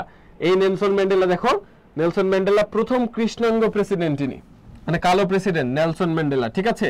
এর জন্ম কবে? জন্ম হচ্ছে 18 জুলাই 1918। মৃত্যু হচ্ছে 5 ডিসেম্বর 2013। ওকে, কিছুদিন আগে 2013 সালে 11 বছর হয়েছে তিনি মৃত্যুবরণ করেছে। তার উল্লেখযোগ্য গ্রন্থ কোনটা? A long walk two freedom guess conversation myself, এটা হচ্ছে তার একটা বিখ্যাত গ্রন্থ। এটা কিন্তু বারবার আমাদের কোশ্চেন হয়, কারণ আমাদের আফ্রিকা মহাদেশ নিয়ে কিন্তু অত বিস্তারিত তথ্য নেই, যেটুকু আছে আমাদের তার মধ্যে গুরুত্বপূর্ণ হচ্ছে নেলসন ম্যান্ডেলা। ইনি কিন্তু বাংলাদেশে এসেছিলেন। বাংলাদেশে কবে এসেছিলেন বলো তো? 1997। এটা কিন্তু বারবার কোশ্চেন হয়। তিনি বাংলাদেশে কত সালে এসেছেন? 1997 সালে তিনি বাংলাদেশে এসেছিলেন। ওকে, এরপরে দেখো 1993 সালে নেলসন ম্যান্ডেলা যৌথভাবে কার সাথে? এফ.ডব্লিউ. ডি ক্লার্কের সাথে শান্তিতে নোবেল পেয়েছিলেন। কত সালে? 1993 সালে। 1993 সালে কি হয়? সে শান্তিতে নোবেল পায়। সে শান্তিতে নোবেল পায় কি? আমাদের নেলসন ম্যান্ডেলা। দেখো নেলসন ম্যান্ডেলার একটা বিখ্যাত উক্তি দেখো, education is the most powerful weapons which you can use to change the world. Education হচ্ছে সব থেকে বেশি আমাদের পাওয়ারফুল, ক্ষমতাবান অস্ত্র, যেটার মাধ্যমে তুমি পুরো পৃথিবীকে চেঞ্জ করতে পারো। সুতরাং এত গুরুত্বপূর্ণ অস্ত্রের জন্য কি তুমি আরেকটু কষ্ট করতে পারবে না? আমাদের ক্লাসটা 5 মিনিটের মধ্যে শেষ হয়ে যাবে। তুমি চেষ্টা করো সর্বোচ্চ পরিমাণ মোটিভেশনের সাথে এই অ্যাডমিশনের সময়টা পার করার জন্য, তোমার আগামী জীবন পার করার জন্য। তোমার এই জীবনে শেখার একমাত্র উদ্দেশ্য যেন শুধুমাত্র ভার্সিটি অ্যাডমিশন না হয়, যা শিখবা সেটা যেন তোমার প্রত্যেক জীবনে কাজে লাগাইতে পারো, একজন আদর্শ মানুষ হওয়ার চেষ্টা করো দিন শেষে, এটাই সকলের কাছে চাওয়া। ওকে, দেখো এখন আমাদের মোটামুটি এই ছিল নেলসন ম্যান্ডেলা সম্পর্কে কথাবার্তা। এখন আমরা যেটা নিয়ে কথা বলবো, দেখো ইজিপ্ট, মিশর নিয়ে। দেখো মিশরের রাষ্ট্রীয় নাম হচ্ছে আরব রিপাবলিক অফ মিশর, রাজধানী কায়রো, ভাষা আরবি, মুদ্রা হচ্ছে মিশরীয় পাউন্ড। এই মিশরে আমাদের কিন্তু মিশরীয় পিরামিড অবস্থিত, আমরা জানি। মিশর কিন্তু খুবই গুরুত্বপূর্ণ আমাদের জন্য। দেখো এটা স্বাধীনতা লাভ করে কবে? মিশর স্বাধীনতা লাভ করে ফেব্রুয়ারির 28 তারিখ 1922 সালে। এবং আয়তনে আফ্রিকা মহাদেশ সব থেকে বৃহত্তম শহর যেটা, সেই বৃহত্তম শহরের নাম কি? কায়রো। ওকে, মিশরের মধ্যে কিন্তু একটা নদী আছে, সেই নদীর নাম কি? নীল নদের দান বলা হয় মিশরকে। এই নীল নদ কিন্তু পৃথিবীর সব থেকে বৃহত্তম বা দীর্ঘতম নদী। ওকে, দেখো এরপরে বিশ্বের দীর্ঘতম কৃত্রিম খাল, সেই কৃত্রিম খালের নাম কি? সুয়েজ খাল, যেটা দিয়ে কিন্তু পৃথিবীর অনেক বেশি পরিমাণ বাণিজ্য হয়। কারণ এই সুয়েজ খাল হয়ে আমাদের এইদিকে আফ্রিকা থেকে ধরো একদম পুরো সুয়েজ খাল হয়ে আমাদের এই আফ্রিকা, আমাদের এশিয়া থেকে সুয়েজ খাল হয়ে পুরা ইউরোপ মহাদেশের বাণিজ্যগুলা বেসিক্যালি এই সুয়েজ খাল হয়। সুয়েজ খালকে কেন্দ্র করে কিন্তু আমাদের ইসরায়েলের সাথে মিশর, এরপরে অন্যান্য দেশের সাথে কিন্তু যুদ্ধ হয়েছিল এই সুয়েজ খালকে কেন্দ্র করে। তার মানে তোমরা কিন্তু সুয়েজ খাল সম্পর্কে তাহলে একটু বুঝতে পেরেছো। মোটামুটি আমাদের এই পর্যন্ত ক্লিয়ার? তোমরা একটু বলে দাও, আমরা কিন্তু দ্রুত সময়ের মধ্যে শেষ করে দেব। তোমরা একটু বলে দাও ক্লিয়ার কিনা। আমাদের দেখো শেষ সেলফ টেস্ট, নেলসন ম্যান্ডেলা কত বছর কারাবরণ করেন? ওকে, একটা সেলফ টেস্ট পাচ্ছি আমরা কি, নেলসন ম্যান্ডেলা কত বছর কারাবরণ করেন? তোমরা একটু জানিয়ে দাও, তোমরা একটু জানিয়ে দাও নেলসন ম্যান্ডেলা কত বছর কারাবরণ করেন। এখন আমাদের এই ক্লাসটা কিন্তু প্রায় শেষের দিকে। তোমরা অবশ্যই ক্লাসটাকে ফ্রেন্ডদেরকে মেনশন করে দাও, এবং তোমরা কি করে দাও, শেয়ার করে টাইমলাইনে রেখে দাও যেন তুমি পাও। এবং তোমার যদি কোনো কোশ্চেন থাকে আমাদের এখানে করতে পারো।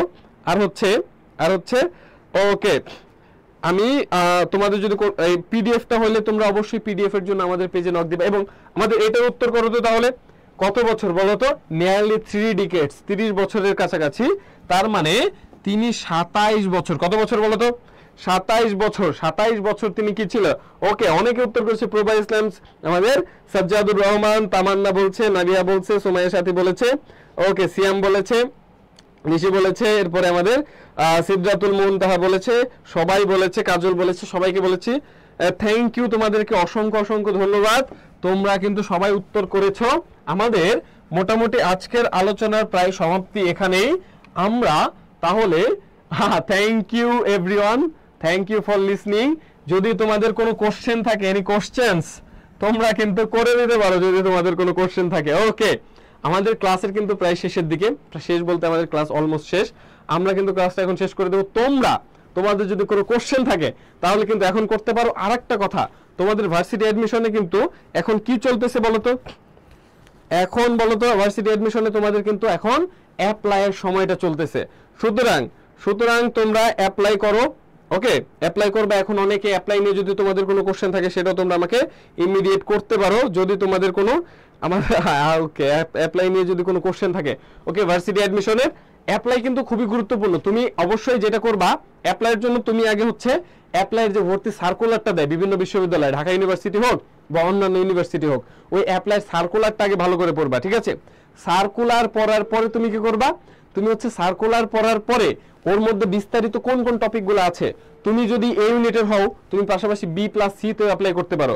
অথবা তুমি যদি অন্য কোনো জায়গায় হও, মানে তুমি যদি বি ইউনিটের হও, তাহলে তুমি আরো কোন কোন জায়গায় অ্যাপ্লাই করতে পারো, তুমি আরো অন্যান্য ইউনিটে তো চাইলে অ্যাপ্লাই করতে পারো। সুতরাং চেষ্টা করো প্রত্যেকটা হচ্ছে তোমার যেই সার্কুলারগুলো থাকে এগুলো ভালো করে দেখে কোন কোন ইউনিটে অ্যাপ্লাই করবা সেটা একটু ভালো করে দেখে অ্যাপ্লাই করো। আর একটা কথা, জীবনে কিন্তু ঢাকা ইউনিভার্সিটি জন্ম মৃত্যু বিয়ে না, কিন্তু জন্ম মৃত্যু আর হচ্ছে ঢাকা ইউনিভার্সিটি জীবনে কিন্তু একবারই আসে। সুতরাং চেষ্টা করো এই সময়টা সর্বোচ্চ পরিমাণ এফোর্ট দিয়ে এই আগামী সময়টা তোমার পার করার জন্য। আর আমি একটা কথা সবসময় বলি, তোমার আজকের এই দিনটা তোমার আগামী ভবিষ্যৎকে নির্ধারণ করবে। ওকে, আজকে তুমি কতটুকু পরিশ্রম করতেছো, তোমাকে যে জিনিসটা আমি কথা বলবো, ধরো তুমি এখন 5 মিনিট পড়তেছো না, তুমি এখন 5 মিনিট পড়তেছো না, এই 5 মিনিট কি বাংলাদেশের কেউ পড়তেছে না? বাংলাদেশের কি কেউ পড়তেছে না? অবশ্যই কিন্তু পড়তেছে। তুমি যদি 5 মিনিট না পড়ো, আর তোমার আরেকটা ফ্রেন্ড যদি সে যদি 5 মিনিট পড়ে, এই 5 মিনিট পড়ার কারণে সে যদি তোমার থেকে একটা এমসিকিউ বেশি দেখাইতে পারে, ওই একটা এমসিকিউর ব্যবধান কিন্তু তোমার থেকে অনেক দূর চলে যাবে। সুতরাং চেষ্টা করো নিজের ওই 5টা মিনিট সময় দিয়েও হলে সর্বোচ্চ পরিমাণ চেষ্টা করে নিজের সময়টাকে কাজে লাগানোর। আরেকটা কথা, ওই যে মানে ভার্সিটি অ্যাডমিশনে দেখবা অনেক বেশি নাম্বারের ব্যবধানে চান্স মিস হয়, এরকম না, ওই 1-2টা নাম্বারের ব্যবধানে চান্সটা মিস হয়। সুতরাং চেষ্টা করো হচ্ছে নিজের সর্বোচ্চ এফোর্টটা দেওয়ার জন্য। অবশ্যই। ওকে, দেখো আমরা লাস্ট কিছু দেখি, কমেন্টস পড়েন। ওকে, কমেন্টস পড়তেছি। ওকে, ঢাকা ইউনিভার্সিটি চান্স পাবো ইনশাআল্লাহ, অবশ্যই চান্স পাবা। বা জিএসটি অ্যাডমিশন সিস্টেমটা একটু বলবেন। জিএসটি তে যে ইউনিটে সেই ইউনিটে অ্যাপ্লাই করতে পারবা। ওকে, জিএসটি তে ধরো তুমি যদি সায়েন্সের হও, তুমি বিভাগ পরিবর্তনে অ্যাপ্লাই করতে পারবে না, তুমি তোমার ইউনিটেই পরীক্ষা দিতে হবে। এবং জিএসটি কিন্তু অনেক গুরুত্বপূর্ণ একটা তোমাদের জন্য অনেক গুরুত্বপূর্ণ একটা প্ল্যাটফর্ম। কারণ আমরা কি করি না, টাকার অভাবে কিন্তু বিভিন্ন জায়গায় আমরা পরীক্ষা দিতে পারি না, বা হচ্ছে আমাদের অনেক সময় হয় কি, ঢাকা ইউনিভার্সিটিতে বি ইউনিটের সিট কত, বি ইউনিটের সিট হচ্ছে আমাদের ধরো 1700 সামথিং। এখন এই 1700 সিট কিন্তু গুচ্ছতে কিন্তু অনেক সিট থাকে, তোমার পজিশন যদি 10,000-এর কাছাকাছিও যায় তাও অনেক সময় তুমি চান্স পাও। সুতরাং গুচ্ছে এতগুলো ইউনিভার্সিটির সংমিশ্রণে হওয়ার কারণে গুচ্ছের কোশ্চেন প্যাটার্নটা তুমি একটু দেখো। আর গুচ্ছে তুমি চাইলে প্রশ্ন তুমি আগেকার কোশ্চেন প্যাটার্নটা দেখো। কোশ্চেন ব্যাংক কিনে আমি সবসময় যে কথাটা স্টুডেন্টদেরকে বলি যে তুমি কোশ্চেন ব্যাংক সলভ করার চাইতে বড় ইম্পর্টেন্ট হচ্ছে তুমি কোশ্চেন ব্যাংকে অ্যানালাইসিস করবে। অ্যানালাইসিস বুঝো? অ্যানালাইসিস হচ্ছে মানে তুমি পড়তেছো দেখতেছো যে এই টপিকটা থেকে স্বাভাবিকভাবে তুমি যদি এই দুইটা মহাদেশ পড়ো, আমরা যে দুইটা ইউরোপ এবং আফ্রিকা মহাদেশ দুটো যদি তুমি পড়ো, তাহলে তুমি কি দেখতে পাবা? তুমি দেখবা যে এই দুইটা মহাদেশের মধ্যে ইউরোপ থেকে কিন্তু বেশি কোশ্চেন হয়। ইউরোপে যে 48টা দেশ আছে, 48টা দেশকে নিয়ে কিন্তু কোশ্চেন হয় না। কয়টা দেশকে নিয়ে কোশ্চেন হয়? বেসিক্যালি হাতে গোনা 5-7টা দেশকে নিয়ে দেখবা বেশি কোশ্চেন হয়। ওই 5-7টা দেশ সম্পর্কে তুমি বিস্তারিত পড়ো, ভিতর থেকে খুঁটিয়ে খুঁটিয়ে পড়ো। যেই টপিকগুলো থেকে বারবার কোশ্চেন হয় ওই টপিকগুলো পড়ো। মানে তুমি কোশ্চেন ব্যাংক পড়ার চাইতে বড় কথা হচ্ছে তুমি কোশ্চেন ব্যাংকটা অ্যানালাইসিস করো। ওকে, আমি যে কথাটা বলি বারবার, সবগুলো জায়গার জন্য তুমি যে কোনো পাবলিক বিশ্ববিদ্যালয় হোক, যে কোনো প্রতিযোগিতামূলক পরীক্ষা হোক, তুমি চেষ্টা করো কি, তুমি চেষ্টা করবা হচ্ছে তোমার যেই কোশ্চেন ব্যাংকটা থাকবে এই কোশ্চেন ব্যাংকটা তুমি অ্যানালাইসিস করার চেষ্টা করো। অ্যানালাইসিস করো, দেখো কোন কোন টপিক থেকে তোমার বেশি বেশি কোশ্চেন হয়। ওই টপিকগুলো থেকে তুমি যদি বারবার বেশি বেশি করে ভালোভাবে পড়াশোনা করার চেষ্টা করো, ওইখান থেকে কমন পড়বে এবং ওইখান থেকে তুমি উত্তর করতে পারবে। হ্যাঁ, সুতরাং চেষ্টা করো ওই টপিকগুলো বারবার পড়ার। এবং কোশ্চেন ব্যাংকের জন্য কিন্তু বাজারে যতগুলো কোশ্চেন ব্যাংক আছে আমি তোমাকে গ্যারান্টি দিয়ে বলতে পারি জয়কলিরটা তোমার জন্য বেস্ট হবে। তুমি কিনো বা না কিনো সেটা তোমার ব্যাপার, বাট জয়কলিরটা কিন্তু তোমার জন্য বেস্ট হবে। সুতরাং চেষ্টা করো হচ্ছে তুমি কি করবা, আমাদের ক্লাসটা শেষ করে দিব, ক্লাসটা কিন্তু শেষ করে দিব। সুতরাং তোমরা চেষ্টা করো হচ্ছে যে এই জয়কলির কোশ্চেন ব্যাংক কিনো অথবা যে কোনো কোশ্চেন ব্যাংক তুমি বাজার থেকে নাও, কিন্তু তুমি কোশ্চেন ব্যাংক অ্যানালাইসিস করো। কোশ্চেন ব্যাংক অ্যানালাইসিস করলে তোমার জন্য ভালো কিছু হবে। আরো কোনো কোশ্চেন থাকলে কেউ অবশ্যই দ্রুত সময়ের মধ্যে করে ফেলতে পারো। কোশ্চেন আর হচ্ছে অ্যানসারিং চলতেছে, তোমরা কিন্তু তোমার যে যত কোশ্চেন আছে তোমরা কিন্তু করে ফেলতে পারো। এখন আমরা শেষ করে দেব 2-1 মিনিটের মধ্যে।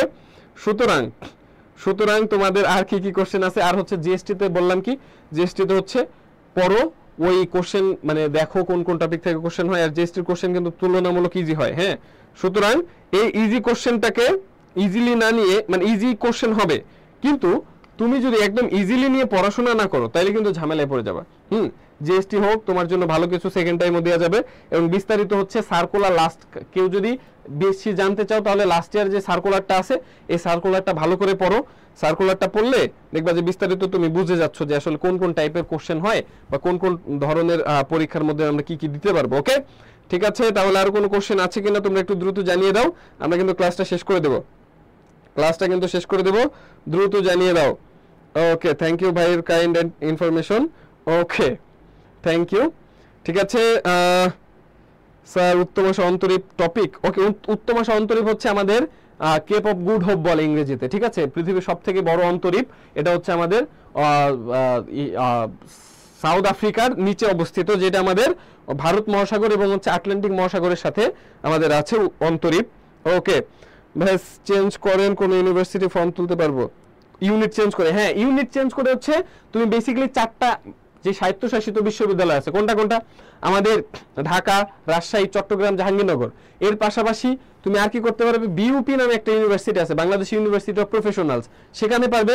মেরিটাইম ইউনিভার্সিটি আছে, সেখানেও পারবে। ঠিক আছে, এই সব জায়গায় কিন্তু তুমি ইউনিট চেঞ্জ করে পরীক্ষা দিতে পারবা। হ্যাঁ, আর হচ্ছে সায়েন্সে যারা আছো তারা হচ্ছে সায়েন্সে যারা আছো তারা বা বিভিন্ন ধরনের তারা ওই সব জায়গায় তোমরা ইউনিট চেঞ্জ করে পরীক্ষা দিতে পারবা। ওকে, আরো কোনো কোশ্চেন থাকলে তোমরা করতে পারো।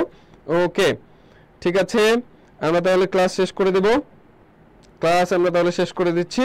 তোমরা সকলে তাহলে ভালো থাকো, সুস্থ থাকো, সাবধানে থাকো, নিজেদের যত্ন নাও, আর হচ্ছে আমার জন্য দোয়া করো। এই সময়টাকে কাজে লাগাও। সকলে সুস্বাস্থ্য কামনা করছি। আর একটা বড় কথা হচ্ছে এখন আমাদের ডেঙ্গুর একটা বড় সমস্যা চলতেছে। এই ডেঙ্গু সমস্যা থেকে সবাই একটু সাবধানে থাকো, আর হচ্ছে অন্যান্য কাজগুলো থেকে একটু সাবধানে থাকো। সুতরাং সকলে ভালো থাকো, সাবধানে থাকো।